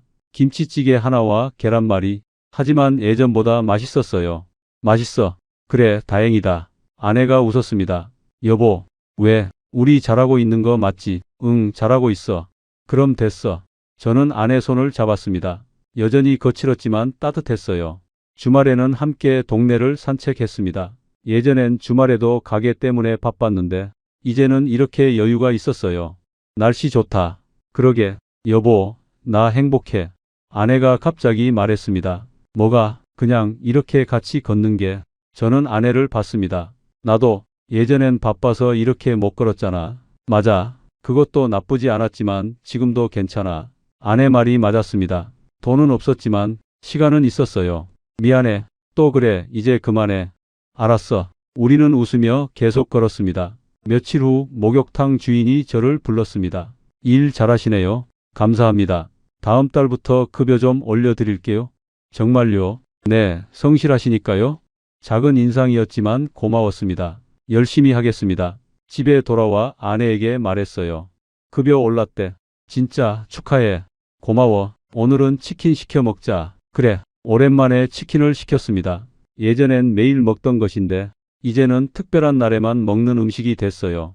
맛있다. 그치? 우리는 행복하게 치킨을 먹었습니다. 그날 밤 저는 침대에 누워 생각했습니다. 3억 5천, 제가 잃은 돈이었어요. 25년 모은 돈과 가게까지. 하지만 지금 저는 행복했습니다. 돈은 없었지만 아내가 있었고 건강이 있었고 일할 수 있는 몸이 있었어요. 여보, 자, 응, 잘 자. 아내가 먼저 잠들었습니다. 저는 아내 잠든 얼굴을 봤어요. 주름이 늘었지만 여전히 예뻤습니다. 창밖으로 달빛이 들어왔어요. 저는 눈을 감았습니다. 내일도 새벽 6시에 일어나야 했어요. 하지만 두렵지 않았습니다. 아내와 함께니까요. 며칠 후 목욕탕에서 일하는데 한 젊은이가 들어왔습니다. 아저씨, 혹시 투자 관심 있으세요? 순간 제 손이 멈췄습니다. 아니요, 요즘 대박 나는 게 있는데요. 관심 없습니다. 잠깐만 들어보세요. 저는 그를 똑바로 봤습니다. 젊은 친구, 세상에 쉽게 버는 돈은 없어요. 하지만 가세요. 다른 분 찾아보시고요. 그가 머쓱하게 나갔습니다. 옆에서 지켜보던 선배가 웃었어요. 잘했어요. 네, 요즘 그런 사기꾼들 많더라고요. 그러게요. 저는 다시 수건을 개기 시작했습니다. 한 장 한 장 정성스럽게. 이게 제 일이니까요. 저녁에 집에 돌아와 아내에게 말했습니다. 오늘 투자 권유하는 사람 왔어. 그래, 뭐라고 했는데? 안 한다고 했지. 잘했어. 응, 다신 안 속아. 그래, 우리 이제 이렇게 살자. 응, 그래. 우리는 저녁을 먹었습니다. 오늘도 김치찌개였지만 맛있었어요. 밥을 먹고 설거지를 하는데 아내가 제 옆으로 왔습니다. 내가 할게. 아니야, 내가 할게. 같이 하자. 그래. 우리는 함께 설거지를 했습니다. 물소리가 경쾌했어요. 여보, 왜? 우리 잘 될 거야. 응, 그럼 지금도 잘하고 있고. 맞아. 설거지를 마치고 거실에 앉았습니다. 작은 월세방이었지만 우리 집이었어요. TV 볼까? 그래. 예능 프로그램을 틀었습니다. 사람들이 웃고 떠들었어요. 우리도 따라 웃었습니다. 예전 가게에서는 TV 볼 시간이 없었는데 이제는 이렇게 여유가 있었어요. 재밌다. 그치? 시간이 흘렀습니다. 어느덧 자정이 가까워졌어요. 자러 가자. 응. 침대에 누웠습니다. 아내가 제 손을 잡았어요. 오늘 하루도 수고했어. 당신도 내일도 힘내자. 응. 우리는 눈을 감았습니다. 창밖으로 별이 보였어요. 예전엔 볼 수 없었던 별들이었습니다. 저는 생각했습니다. 3억 5천을 잃었지만 저는 더 귀한 걸 되찾았어요. 아내와 함께하는 평범한 일상. 그게 진짜 행복이었습니다. 돈으로는 살 수 없는 것들. 이제야 알게 됐습니다. 새벽이 밝아오고 있었어요. 내일도 목욕탕에 가야 했습니다. 하지만 두렵지 않았어요. 수건을 개고 청소를 하고 때를 밀면서 저는 다시 살아가고 있었으니까요. 25년 호프집 사장에서 55 목욕탕 직원으로 제 인생은 완전히 바뀌었습니다. 하지만 후회하지 않습니다. 이 과정을 거치며 진짜 중요한 게 뭔지 알게 됐으니까요. 여러분, 세상에 쉽게 버는 돈은 없습니다. 박 대표님, VIP, 성공한 자영업자, 그런 달콤한 말에 속지 마세요. 특히 가족 몰래 하는 투자는 절대 좋은 결과를 가져오지 못합니다. 저처럼 25년 모은 걸 한순간에 잃지 마세요. 욕심을 버리세요. 지금 가진 것에 감사하세요. 그게 진짜 행복입니다. 우리의 이 사연이 마음에 남았다면 좋아요를 눌러주세요. 그리고 소중한 사람들과 함께 이 이야기를 나눠주시길 바랍니다. 여러분의 한마디가 누군가에겐 큰 위로가 될 수 있습니다. 영상이 마음에 드셨다면 구독과 좋아요, 응원 부탁드립니다. 감사합니다.